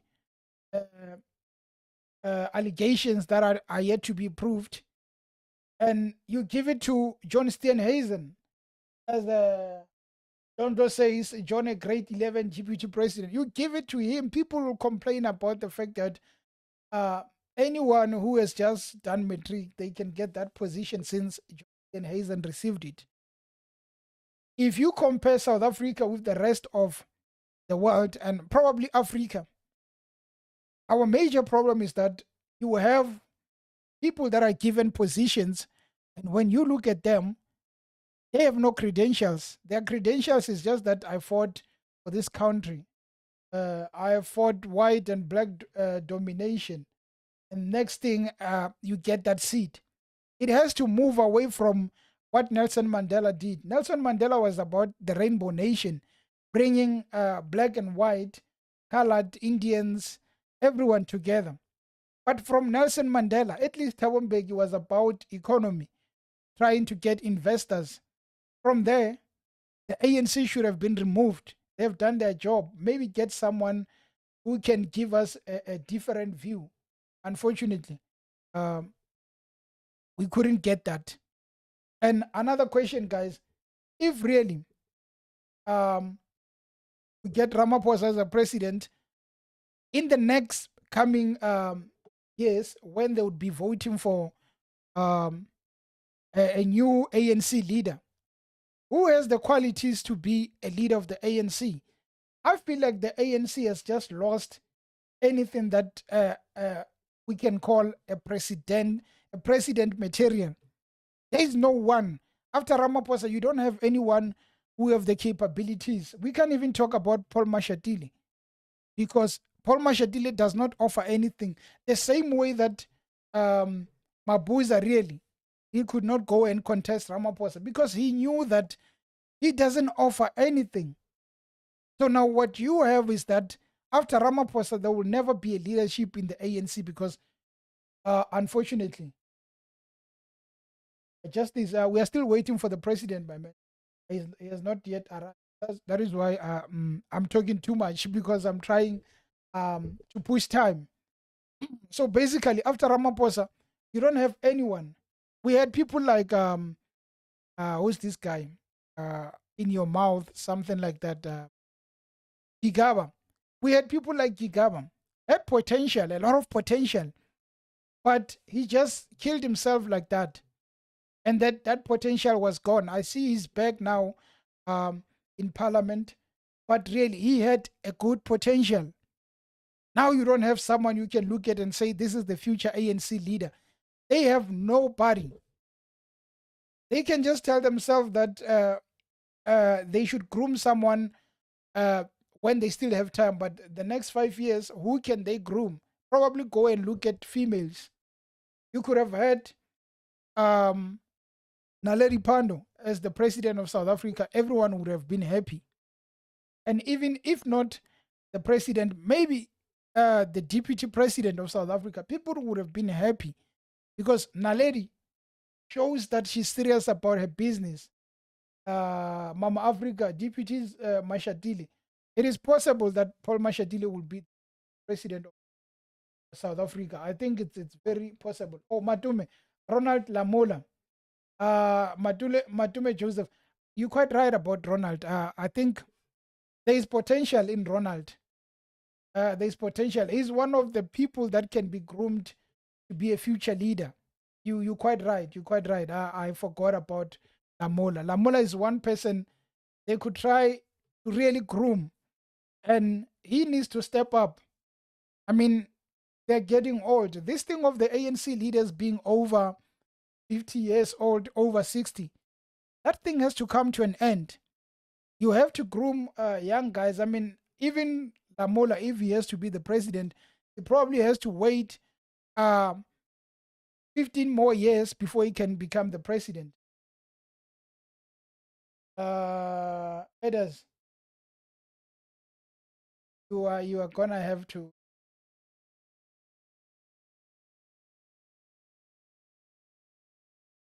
come with that attitude. Anyway, guys, we're still waiting. Ramaphosa has not yet started addressing.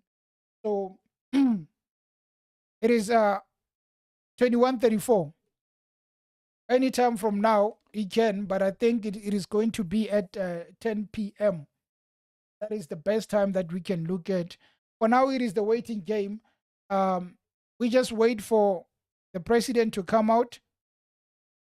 He is nowhere to be seen. I mean, people want to sleep. And it's as if he knows that if we can go on and announce late, people are not going to complain a lot, because they will wake up in the morning to find that this is what we have as a country. Unfortunately, we are not sleeping. We are going to wait until the president decides to let us know what is going on. Alliance leader Gayton McKenzie. And as you heard, if he gets no post, he's leaving the GNU and the Government of Provincial Unity in Gauteng.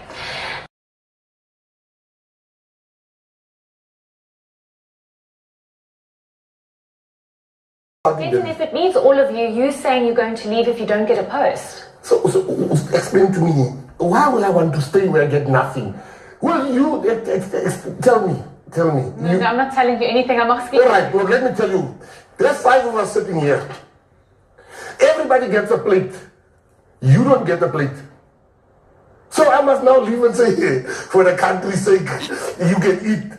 My people need jobs. They voted. They put a cross next to Gayton McKenzie. My people need safety. My people are dying on the streets. My people, jobs have been taken by illegal foreigners. Abraham, all the jobs he has taken by illegal foreigners. Then I must go back and say, sorry, next time. Me. There's no next time. I'm leaving. I'm going to the ground.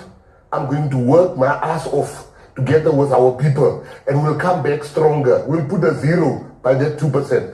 I am leaving if we get nothing. I hope that's clear. I'm in politics for power, not for ambience. Okay. Thank you so much. Thank you for your time this evening. We do appreciate it. That was Patriotic Alliance leader Gayton McKenzie. And as you heard, if you that is Gayton McKenzie. Trending at number 1 is the president of South Africa, Ramaphosa, on Twitter. And the number 2 is the GNU. We're still waiting and waiting, hoping that the president will somehow decide to come. But really, this thing of announcing that we are going to address at 9, only for him to go and address at 10, that is not respecting the people of South Africa. And we judge the leader based on keeping time. Our leader is not really keeping time. He has a lot of people waiting, complaining about time. Unfortunately, he's the president. You have to just be comfortable with him taking so long to come. I'm sure he's going to come at 10, guys. Anyone who wants to take a break, just know that probably by 10, that is the best time that the president is going to come to announce his cabinet, which is the most anticipated after the election. Any other address doesn't matter. What matters is who did they finally agree to give that position, because we know that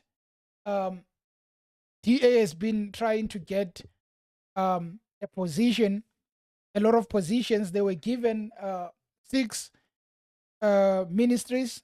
They said we want more.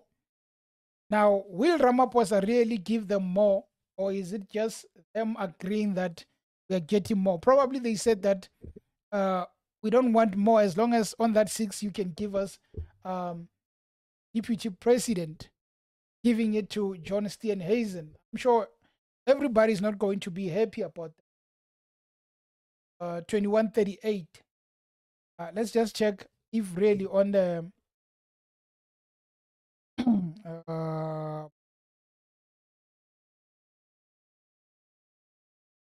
let's just check if they have tweeted anything in terms of the delay, because it makes no sense for them to go and okay. So now it's fine. It means the best thing we can do, okay, found a way to just make sure that we keep record of them going live. So what I'm going to do is just to stick on this is the link for them to say that they're going to go live. So it is fine. It is better for us to just stick on this link. So as soon as the president goes live, we are just going to go live from the link they shared. I was just checking if there's anything, but you can see they tweeted this 35 minutes ago to say that president announces the new national executive, and then they gave us a link.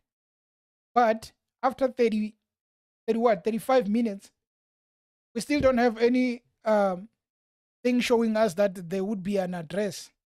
So which tells us that let us be patient for the next 20 minutes. Seems like a lot of time, but if we are patient for the next 20 minutes, probably the president will come and address the people of South Africa. Maybe we can just play that right, Shivambu, as we know that as soon as the president speak, he will know.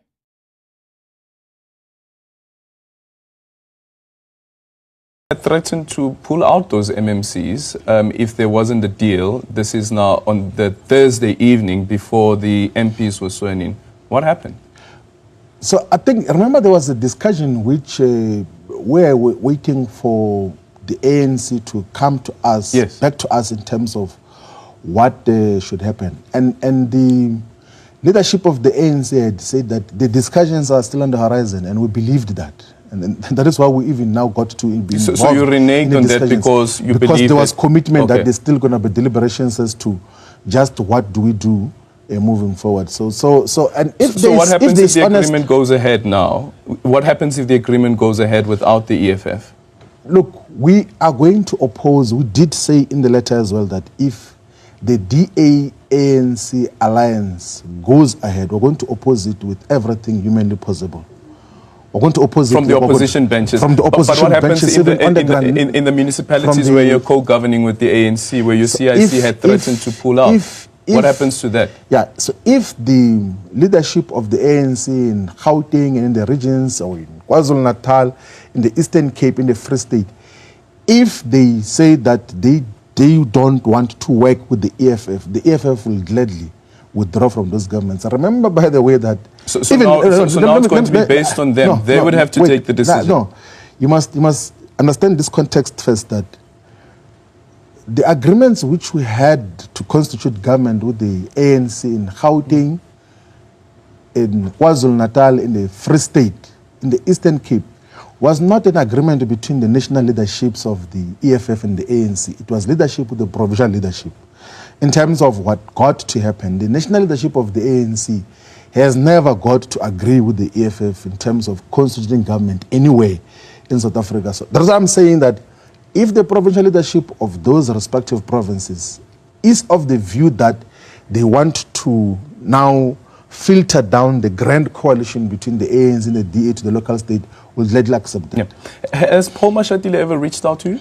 No, we've never. Like, the ANC has designated a delegation that is busy with negotiations, and all the negotiations that we have is open negotiations, official process. We don't do underground talk and corner talks. We talk over the table things that we're willing to repeat in public. So there is no any discussion with any other leader of the ANC except those that have been designated by the ANC to talk about this question. Do you know about a split within the ANC NEC where there are those that are in support of the ANC working with the EFF as well as the MK party, and those who are opposed to that, saying that rather go the Democratic Alliance route? And we are told that the heads of both of these is Paul Mashatile, the deputy president, and his supporters who are pushing for EFF-MK deal, and the president and his supporters who are pushing for a Democratic Alliance deal. Look, like in any other normal organization, I'm sure that there would be different interpretations and understanding of just how do you handle conjunctural issues. Like this issue of the... By the way, as I'm going through Twitter, sorry to stop that. As I'm going through Twitter, I realized that things are getting more interesting as we president. Let me just want to show you something Andile Lungisa wrote. Show you something Andile Lungisa wrote. You know, Andile Lungisa is someone who doesn't want to shut up, whether he's in trouble or not. He's always speaking his mind. So this is what he shared on the official NEC 2022-2027. So he said, we said no to the DA. Some we know the history of our movement, including the character of our movement. Please, in your hallucination, don't ever include some of us to anything that has to do with the DA. We never joined the liberation struggle or the movement late in our life. So we never joined the liberation struggle or the movement late in our lives. Comrades must be sensitive to the history of our struggle, please. Celebrate the DA without including our names on it. Mamuloko Kubai says, CDE Andile, I do think there is a need of mutual respect and decorum. It's not correct to say MNG is hallucinating. Wow, I would have wanted to be part of this group to see how these comrades really speak to each other. Andile Lungisa is responding to Angie Motsaga, who said, "We said yes to GNU, inclusive of everyone, including the DA, and everybody else is willing to work with the DA, with the ANC." So Andile is responding to this by saying, he's talking. Oh, Ramaphosa. Sorry, man, I'm just checking. Oh, Jean, who's talking? Ramaphosa is not talking. I mean, when you say he's talking, I'm checking the other screen. You're scaring me because I don't want to give you the live too late. I want you guys to catch this the same as everyone. So if someone is saying that people have started, but anyway, sorry. We were on Andile. So Andile is replying to Angie, who says, "We said yes to GNU, inclusive of everybody, everyone, including the DA, and everybody else willing to work with the ANC." And Andile is that child, that problem child in the ANC. He says, "We said no to the DA. Some we know the history of our movement, including the character of our movement. Please, in your hallucination, don't ever include some of us to anything that has to do with the DA." Wow. So Lungisa is basically saying that Angie Motsaga is hallucinating. It's probably why we're having problems with our education, if really it's true that she's hallucinating. We never joined the liberation struggle or the movement late in our lives. Comrades must be sensitive to the history of our struggle. Please celebrate the DA without including our names on it. Yeah, no, it's rough there by the. Even their comrades are fighting. Even their comrades are fighting each other. Yes. It's rough there by the movement. So Paul Mashatile is still on. We are on 996 votes. Paul Mashatile is still on 65. People really love Paul. They want Paul to get that position. So guys, I was just checking Andile Lungisa, and it looks like people are screenshotting the groups of the ANC and sharing it with Twitter to say that this is what is happening. What a shame. The ANC is very divided on this topic of GNU, and it looks like Lungisa is ready to spill the beans because he's letting them know, and it seems like there's a lot of it. As we wait for our president, let me just check here. Okay, we are still safe. So let's see what is going on here. Unfortunately, I'm not Zulu. Some of these words I would not know. Those who are Zulu could probably help us on the first one. I'm not sure who's speaking here. Bezimungu Kakati. Then Lindiwe Zulu also. We said no to the DA. Wow, these people are divided. But why is the ANC continuing when there are people who are divided on the issue of the DA? Why do they go on with choosing the DA? Lindiwe Zulu says, "We said no to the DA." This is not Lindiwe Sisulu. It is Lindiwe Zulu. No, man. Why am I? Sorry for that. This is Lindiwe, Andile Lungisa responding to Lindiwe Zulu saying,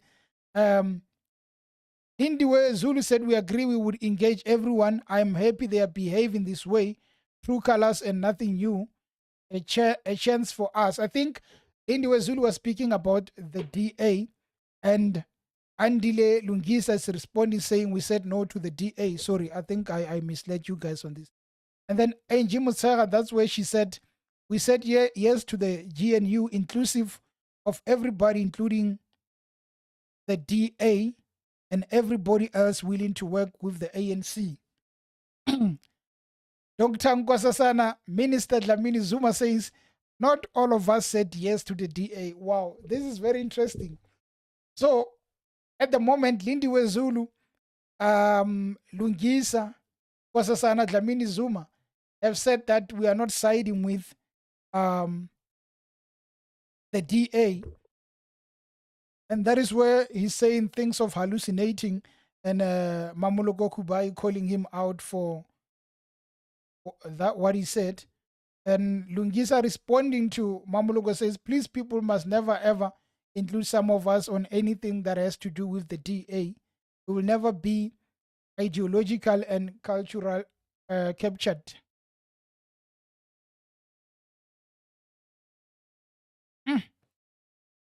Now, the ANC is a divided political party. And Mamoloko says, no, Andile, this is wrong, honestly. You can't disrespect anyone like this, especially fellow NEC member. You can have your dissenting views, and that we have always respected, but also show the same respect to others.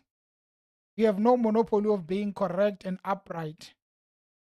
We are not going to have this group converted to a listening and announcement group because you are not observing the decorum of this group and mutual respect. What are these magogos doing on WhatsApp group anyway? And Lungile says, if I'm not correct political, I have no issues with that. You can challenge my views. I will always be guided by service to our people and not by expedience and careerism. We have no business to do with the DA. DA is the red line. You owe Mom and an apology. No, oh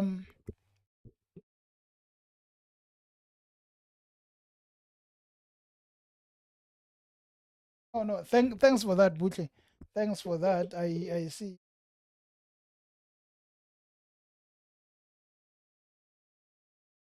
Innocent, yeah, you are voting on no, it was more of voting on who do you think is going to get the position.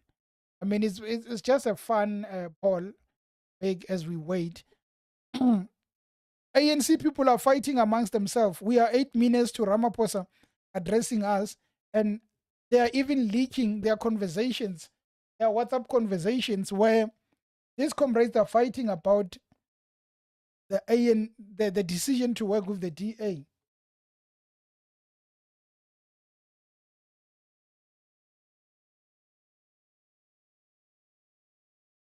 Jindilo, he has not started. Don't worry about that.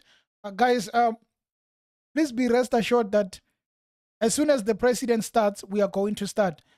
Currently, we are on the official live stream of the presidency of South Africa.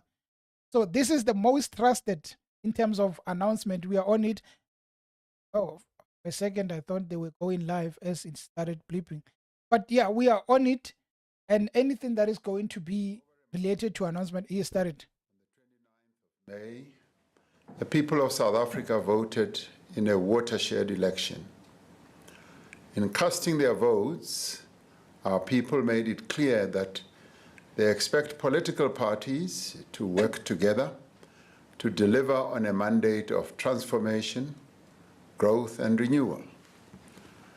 And to give effect to this mandate, it was agreed that a government of national unity, which brings together parties from across the political spectrum, should be formed. This government of national unity would be bound by certain fundamental principles and would undertake a basic minimum of program of priorities that affect the lives of the people of South Africa. Following discussions over the course of the last few weeks, a total of 11 parties have elected to work together in government as well as in parliament. These are the African National Congress, the Democratic Alliance, the Patriotic Alliance, the Inkatha Freedom Party, Good Party, Pan-Africanist Congress of Azania, Freedom Front Plus, United Democratic Movement, Al-Jamaa, Rise Mzansi, and the United African Transformation. The partnership between the GNU parties is guided by a statement of intent which outlines fundamental principles and a minimum program of priorities. All the parties have made a commitment in writing to respect the Constitution and to promote accountable and transparent governance, evidence-based policies, and decision-making, the professionalization of our public service based on integrity and good governance. The incoming government will prioritize rapid, inclusive, and sustainable economic growth and the creation of a more just society by tackling poverty and inequality, as well as unemployment. The establishment of the Government of National Unity in its current form is unprecedented in the history of our democracy.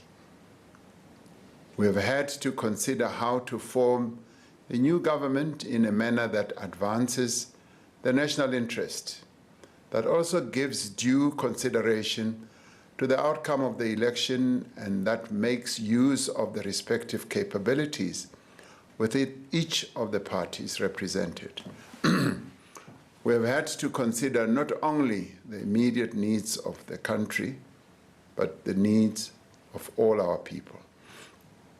We have also had to consider the stability, effectiveness, and the durability of the government that we are establishing. It is true that some South Africans have expressed concern about the length of time it has taken to form a government since the elections. As the discussions have unfolded, they have been worried about the effect of a protracted process on confidence and the stability of the country.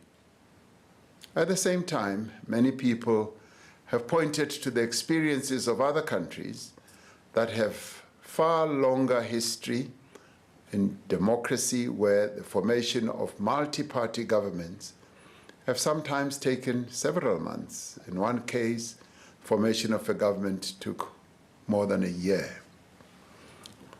As a relatively young democracy, we should be proud that we have moved to establish a government comprised of a number of parties within such a short space of time. Through our discussions, we have been able to build consensus on the tasks of government. We have shown that there are no problems that are too difficult or too intractable that they cannot be solved through dialogue and negotiations. This evening, I am pleased to announce the members of the National Executive of our country who will bear collective responsibility to give effect to the will of the people of South Africa. In forming the National Executive of our country, we have had to consider several factors and advance a number of key principles.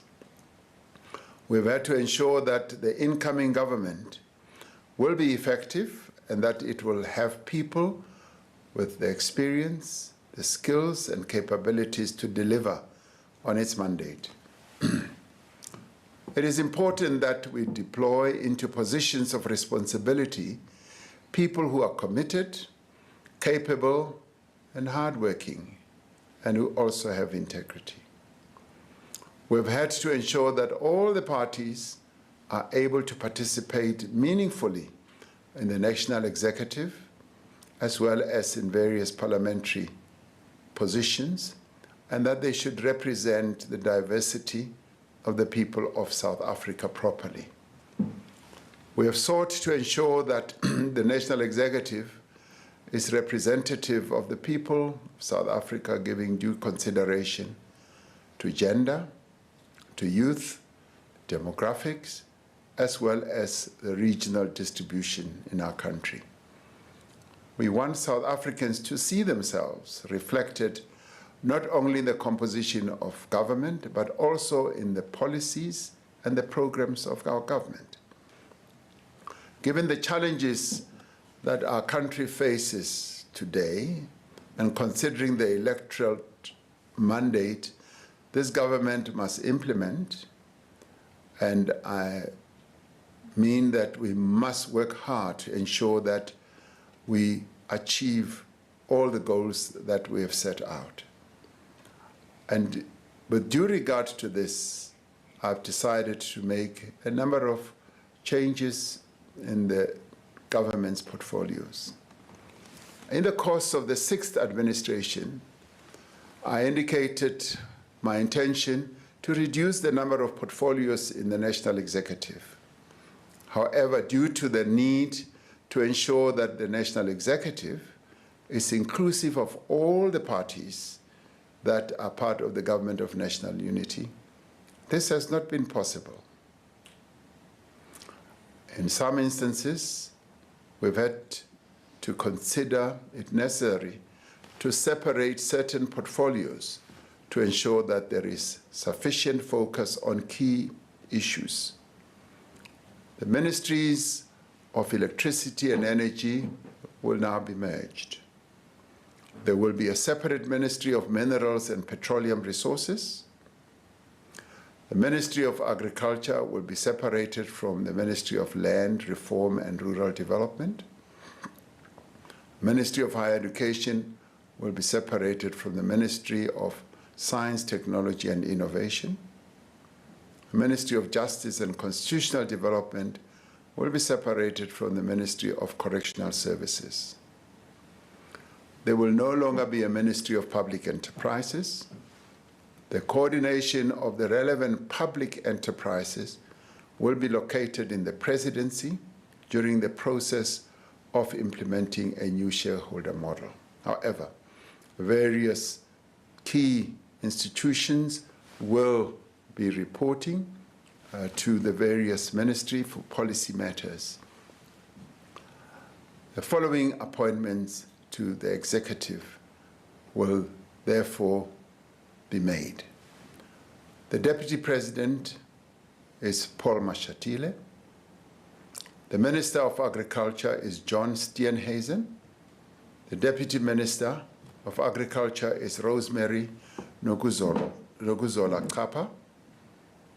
Minister of Land Reform and Rural Development is Mzwanele Nyoncho. Deputy Minister of Land Reform and Rural Development is Chupu Stanley Matabata. Minister of Basic Education is Siviwe Kwahube. Deputy Minister of Basic Education is Regina Mahaule. Minister of Communications and Digital Technologies is Soli Malati. The Deputy Minister of Communications and Digital Technologies is Mondli Gungubele. The Minister of Cooperative Governance and Traditional Affairs is Velinkosi Tlabisa. The Deputy Minister of Cooperative Governance and Traditional Affairs is Dixon Masemola and Ngosi Zolile Burns Ngamashe. The Minister of Defense and Military Veterans is Angie Motsecha. Deputy Minister of Defense and Military Veterans is Bantu Holomisa and Richard Mkongo. Minister of Electricity and Energy is Hosien Suramokhopa. Deputy Minister of Electricity and Energy is Samantha Graham. Minister of Science, Technology and Innovation is Blade Nzimande. The Deputy Minister of Science, Technology and Innovation is Nomalungelo Gina. Minister of Employment and Labor is Nomakosa Zana Meth. Deputy Minister of Employment and Labor is Jomo Sibiya and Pumzile Mgcina. Minister of Finance is Enoch Godongwana. Deputy Ministers of Finance are David Masondo and Ashor Sarupen. Minister of Forestry, Fisheries and Environment is Dion George. Deputy Ministers of Forestry, Fisheries and Environment are Naren Singh and Bernice Swart. Minister of Health is Dr. Aaron Mutwaledi. Deputy Minister of Health is Dr. Joe Patla. Minister of Higher Education is Dr. Nobuhle Nkabani. The Deputy Ministers of Higher Education are Buti Manamela and Dr. Mimi Gondwe. Minister of Home Affairs is Leon Schreiber. Deputy Minister of Home Affairs is Njabulo Nzuza. Minister of Human Settlements is Mamoloku Kubai. Deputy Minister of Human Settlements is Thandi Mahambeshala. The Minister of International Relations and Cooperation is Ronald Lamola. Deputy Ministers of International Relations and Cooperation are Alvin Buotes and Thandi Moraka. Minister of Justice and Constitutional Development is Tembing Kadimeng. The Deputy Minister of Justice and Constitutional Development is Andries Nel. The Minister of Mineral and Petroleum Resources is Gwede Mantashe. Deputy Minister of Mineral and Petroleum Resources is Judith Nemadzinga Chabalala. Minister of Planning, Monitoring and Evaluation is Marupini Ramokgopa. Deputy Minister of Planning, Monitoring and Evaluation is Seiso Muhai. Minister of Police is Senzo Mkunu. Deputy Ministers of Police are Poli Bushielo and Kassel Matale. Minister in the Presidency is Kumbuzo Nchabeni. Deputy Ministers in the Presidency are Nongeba Mhlauli and Kenneth Morolo. Minister of Public Service and Administration is Nkosi Mzamo Buthelezi. Deputy Minister of Public Service and Administration is Pinky Kekana. Minister of Public Works and Infrastructure is Dion McPherson. Deputy Minister of Public Works and Infrastructure is Sihlezi Galala. Minister of Small Business Development is Delanda Beni. The Deputy Minister of Small Business Development is Jane Sitole. The Minister of Social Development is Sisisi Tolashe. Deputy Minister of Social Development is Hanif Hendricks. The Minister of Sports, Arts and Culture is Gayton McKenzie. Deputy Minister of Sports, Arts and Culture is Peace Mabe. Minister of Tourism is Patricia DeLille. Deputy Minister of Tourism is Maggie Sochu. Minister of Trade and Industry and Competition is Pax Dao. The Deputy Ministers of Trade, Industry and Competition are Zuko Godlimpi and Andrew Whitfield. Minister of Transport is Barbara Creasy. Deputy Minister of Transport is Mkhuleko Hlengwa. Minister of Water and Sanitation is Phemima Jodina. Deputy Ministers of Water and Sanitation is David Mahlobo and Isaac Siahlolo. Minister of Women, Youth and Persons with Disabilities is Sindisiwe Chikunga. Deputy Minister of Women, Youth and Persons with Disabilities is Mapaseka Steve Litzike. Minister of Correctional Services is Peter Groenewald. Dr. Peter Groenewald. Deputy Minister of Correctional Services is Lindiwe Nchalinchali. These men and women that we have appointed to the executive are drawn from all corners of our country. They reflect the diversity of our nation. They have a responsibility to work together to serve the people of South Africa as a whole.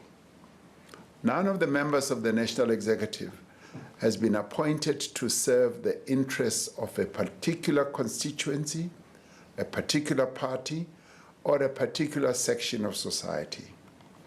Collectively and individually, they are responsible to the people of South Africa.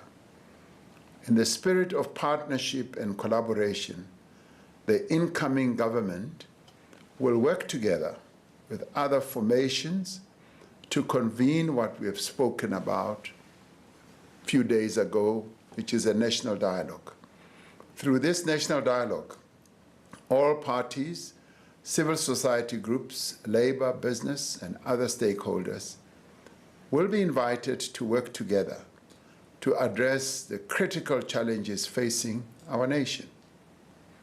We call on all South Africans to participate in the national dialogue and to give their support to this government of national unity as it begins its work.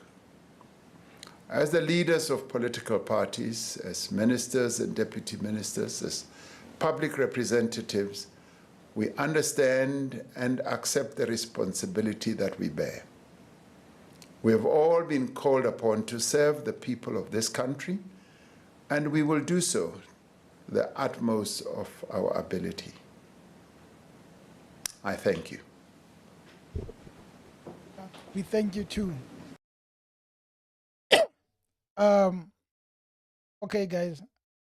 The president has just spoken. I know most of you want to sleep, but sure we have to discuss what has just happened.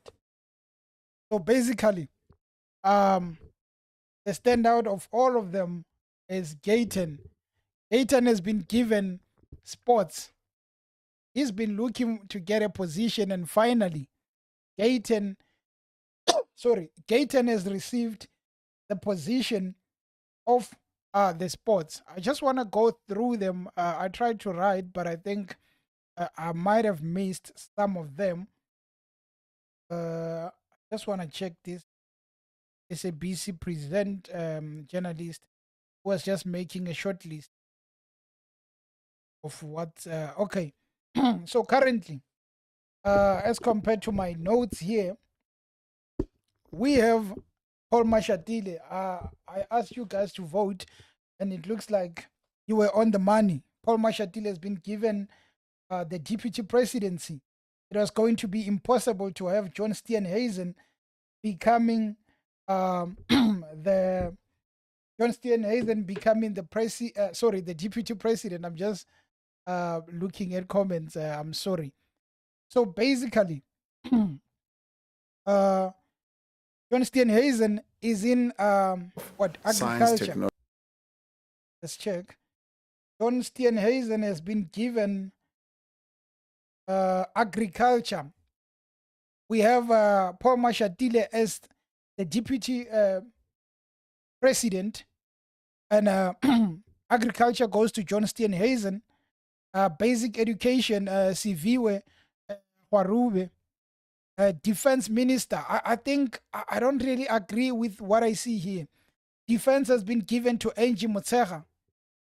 Of all the things that they could give to her, they decided to give Angie Motshekga the defense. You failed in education.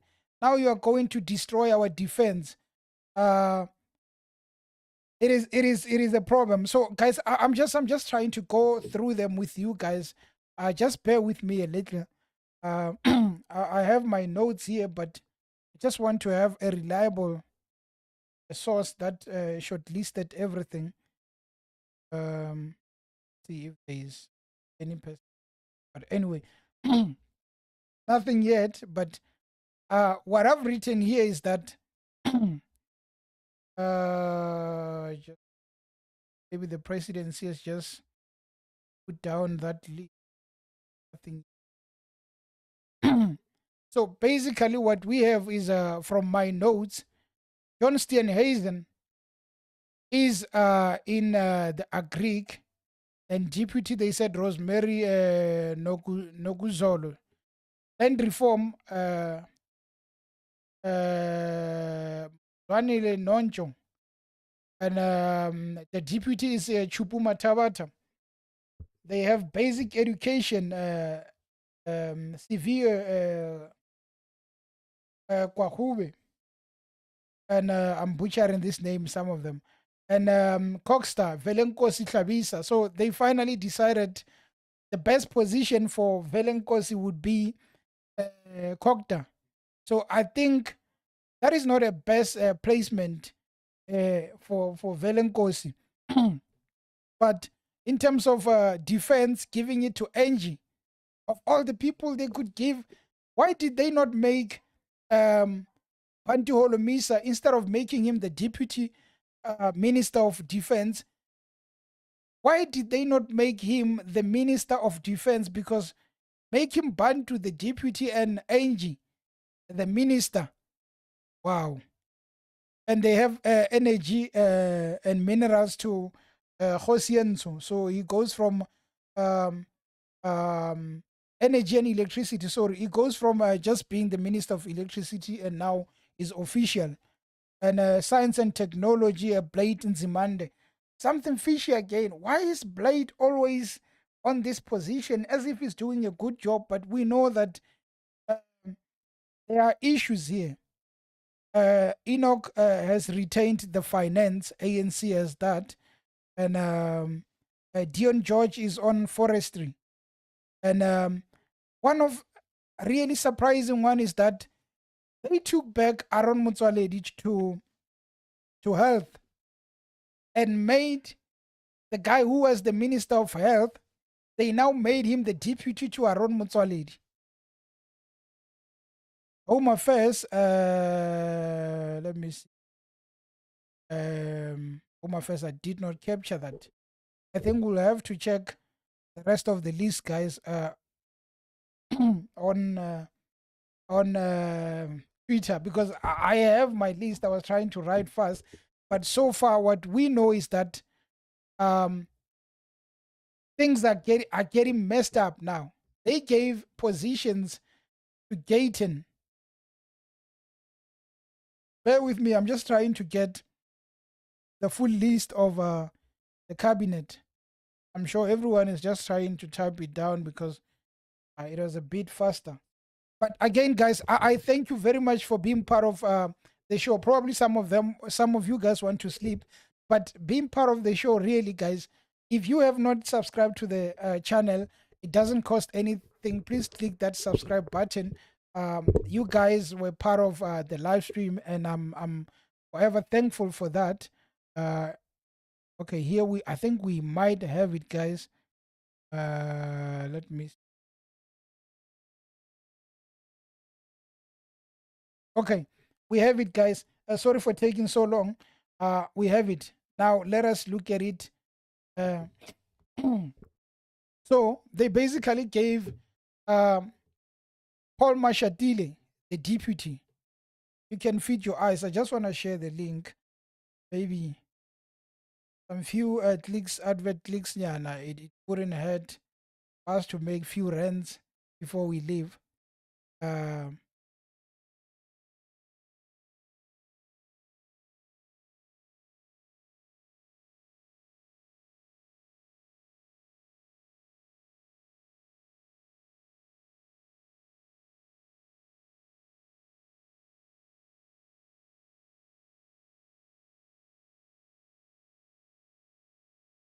Sorry about that, guys.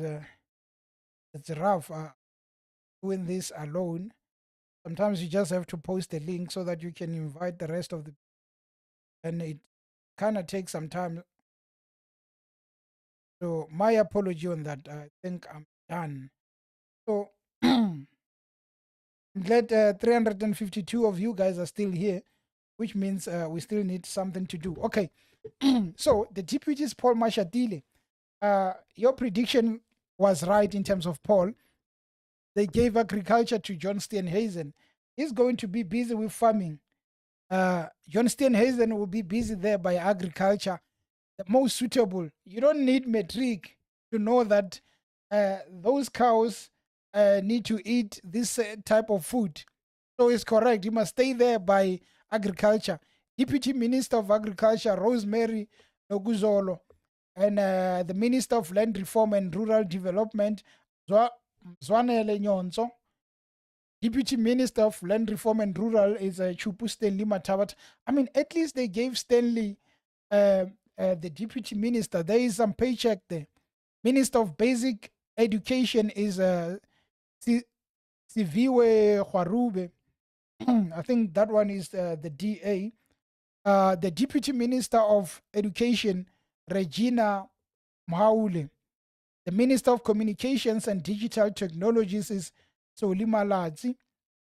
The Deputy Minister of Communications and Digital Technologies, Only Gungubele. Now they are demoting some of these guys. Minister of Cooperative Governance and Traditional Affairs is Velenkosi Tlabisa. of the IFP. The deputy ministers of COGTA is they are Dixon Masemula and Zolile Barnes Gamashe. Minister of Defense and Military Veterans is the veteran herself.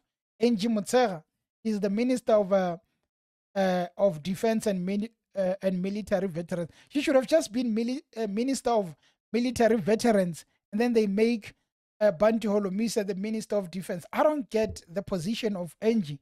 Anyway, that is what Angie is getting, and the Deputy Ministers of Defense and Military Veterans are Bantu Holomisa and Richard Makungu.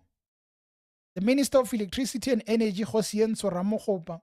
The Deputy Minister of Electricity and Energy, Samantha Graham, that is the DA. The Minister of Science, Technology and Innovation, Blade Nzimande. What is the issue with Blade and Angie? They holding Ramaphosa hostage. And they have the Deputy Minister of Science, Technology and Innovation, Nomalungelo Gina. Minister of Employment and Labor is Nomakosazana Meth. The deputy is Jomo Sibia and Pumzile. I'm not Zulu. You will pardon me if I'm butchering some of the names. Mqina. I hope I got it correct. The Minister of Finance and is Enoch Odongwane. The Deputy Minister, David Masondo and Asha Sarupen. The Minister of Forestry, Fishery and the Environment is Dion George. And Deputy is Narend Sin and Benis Swartz. And Health. You know, I have no issue with Aaron Muzwaledi. He was probably good where he was. They should have given Minister of Health to Joe Patla, just an opportunity for him to prove himself. Aaron is good with numbers. We are going to get statistics there by health. The press conferences are going to be statistics. But anyway, they brought Aaron back. That is the issue. ANC keeps rotating these ministers. It's like they don't have new faces. And higher education, Nobuhle Nkabane, I'm not sure about her. Is she in the DA or what? Seems like it's not a name I'm familiar with in the ANC. Deputy Minister of Higher Education, Butima Namela, and Mimi Gondwe. And Home Affairs, Leon Scriber. The Deputy Minister of Home Affairs is Njabulo Nzunza. And Human Settlement is Mamoloko Kubai. That's why she was being defensive there by the group chat. International Relations and Cooperation is Ronald Lamola. I think this position is just a gift because he played a role there when he went to the ICC. Deputy Minister is Alvin Buotes and Tandi Moraka. Minister of Justice, Constitutional Development is Tembing Kadimeng. Oh, they gave Tembing Kadimeng another new position now. And the deputy is Andries Nel, Justice and Constitutional Development. Minister of Mineral and Petroleum Resources, where Mantashe makes a return. They are never going to separate Gwede and minerals. The miner Gwede retains his mineral position. Now he has a deputy there by Judith Chabalala. The Minister of Planning, Monitoring and Evaluation is Marupin Ramokgopa. The deputy, Seiso Mohai. And the Minister of Police, Senzo Mkunu. What do you guys think about police? Senzo, you know, the most interesting thing about Senzo is that he's going to give Kwanazi that general position. Masemola is leaving. Kwanazi is going to get that position since they even gave it to Senzo. Trust me on that. It is going to happen.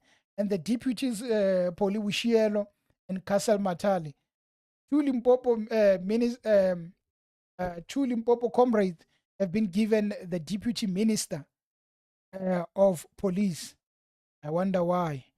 The minister in the presidency, Kumbuzo, she retains a position. The minister in the president, the deputy minister, Nongeba Kauli and Kenneth Morolong. Public Service and Administration, Mzamo Buthelezi. And the deputies, Pinky Kikana. The Minister of Public Works and Infrastructure, Dean Mark Pearson. I hope I've got that right. The deputy is Sihle Sikalala, who I think he was on, I forgot what he was on. But anyway, the Minister of Small Business Development is Stellan Taveni, and the deputy is Jane Sitole. And we have Minister of Social Development, Hanif Hendricks. Hanif Hendricks, that has to be the DA.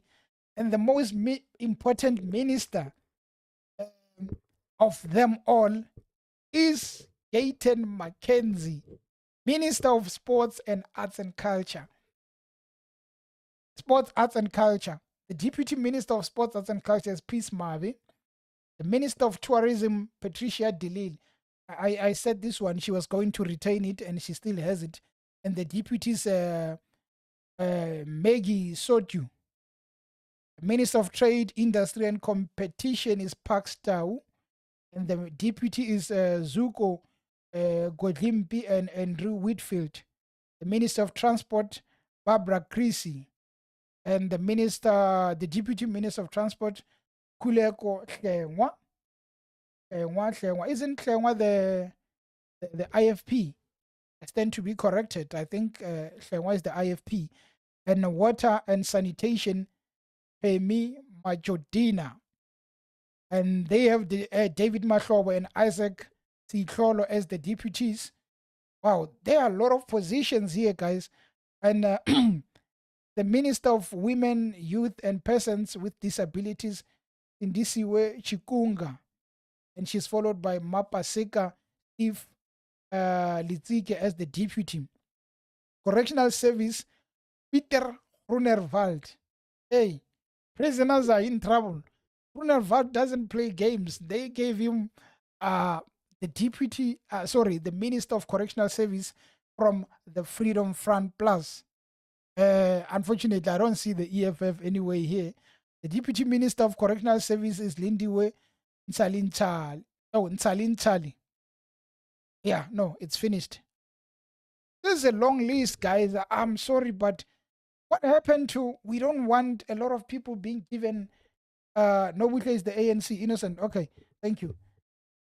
What happened to the ANC, say the people, not just the ANC, opposition parties saying that we don't want a lot of ministers? What is this? This is a shame. The ANC is just making sure that public service bill is too much. We're going to call for a lot of money for these people. So many ministers and deputies.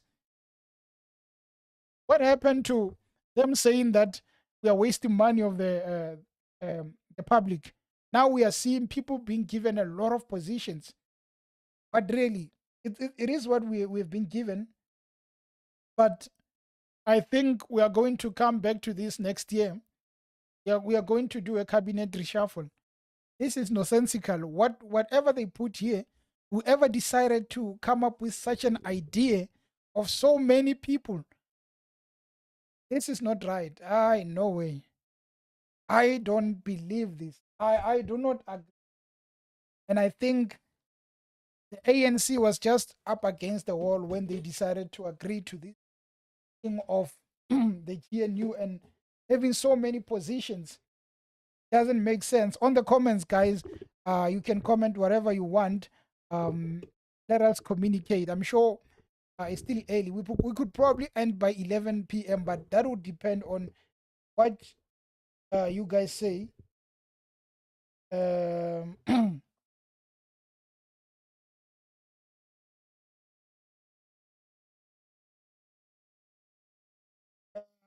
don't get. Steve, what are you saying? You are broadcasting put on the right channel only. Would you please switch to stereo? I'm not sure what you're referring to. Where is Minister of Social Development? Let me check. Steve, maybe you can just let me know what you are trying to say. I probably don't understand. But Punda says the social development. Let me just search. Just a second. I think I saw it some.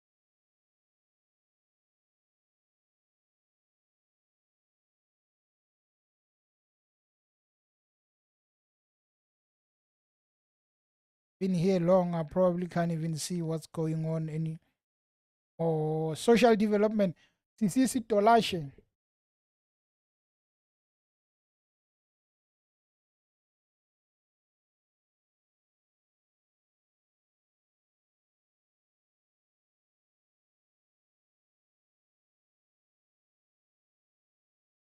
Stephen, I still don't understand what you are saying.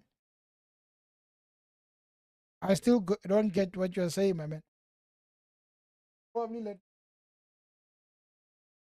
what's the issue? So yeah, this is what we have in terms of the cabinet of not even Cyril Ramaphosa, of the GNU. The GNU has decided to have so many ministers. So let's see in total how many ministers we have under the president. John Steenhuisen, 1, 2, 3, 4, 5, 6, 7, 8, 9, 10, 11, 12, 13, 14, 15, 16, 17, 18, 19, 20, 21, 22, 23, 24, 25, 26, 27, 28, 29, 30, 31, 32, 33, 32. This is ridiculous. This is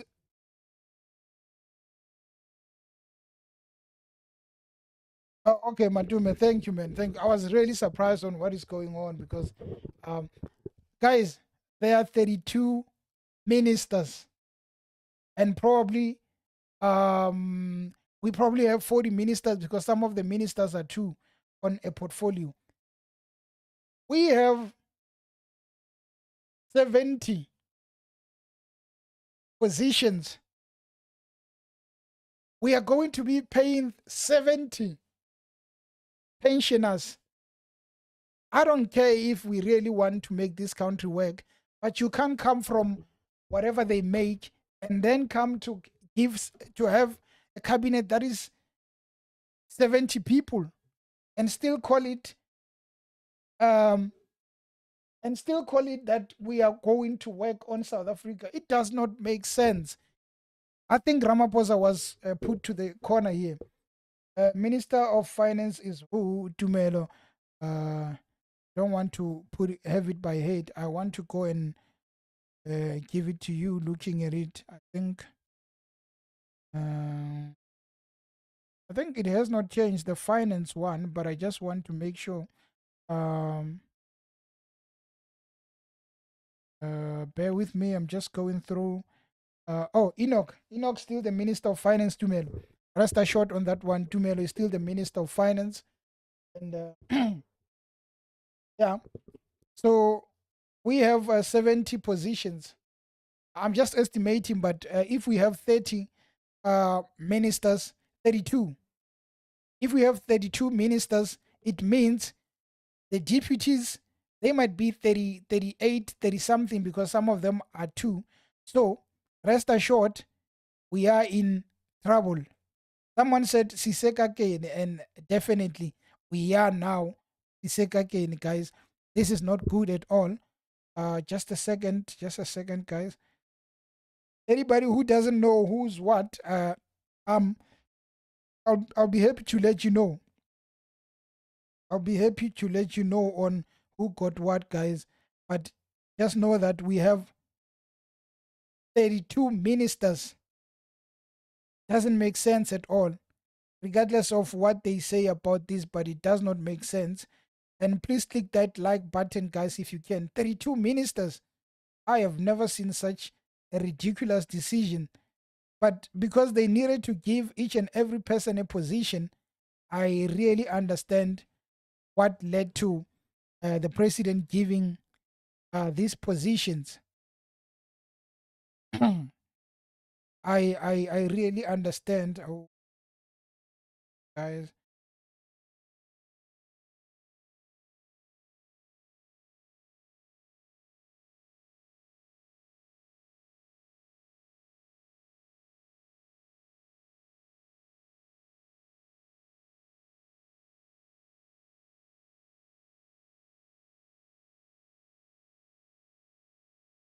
My bad, guys. My bad. I was just trying to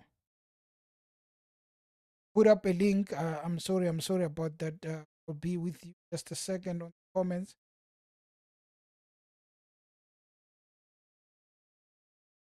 Okay, I'm back. I'm so sorry, guys. I'm so sorry.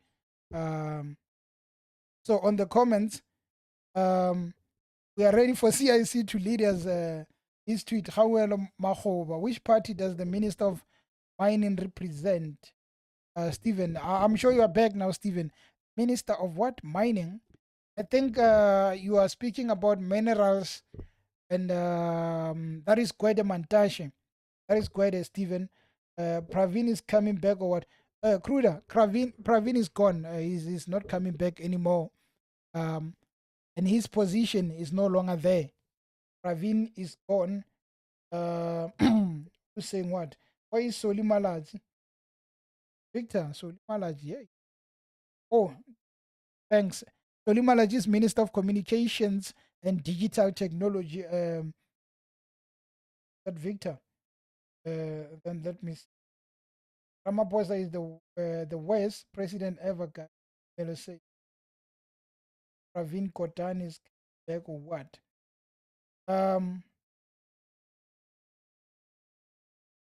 Dolly, the president is done. Where were you? Just look back at the info. The president is done. Everything has been done. But then, guys, I think without wasting time, we're probably going to have to end the live stream here. I think we covered it well, and I appreciate everyone who made part of the live stream. Don't leave without subscribing on the channel if you can. It's just a plea. And no, Dolly, we are done. The president has addressed. Over. It's finished. He is gone. So everyone, anyone who can subscribe, please do. I appreciate your presence, and I'm sure we'll do another live stream tomorrow just to look back at the results. And, I forever thank you for being part of this live stream. Thank you very much, guys, and click the like button before you leave. I thank you and enjoy the rest of the day. Yes.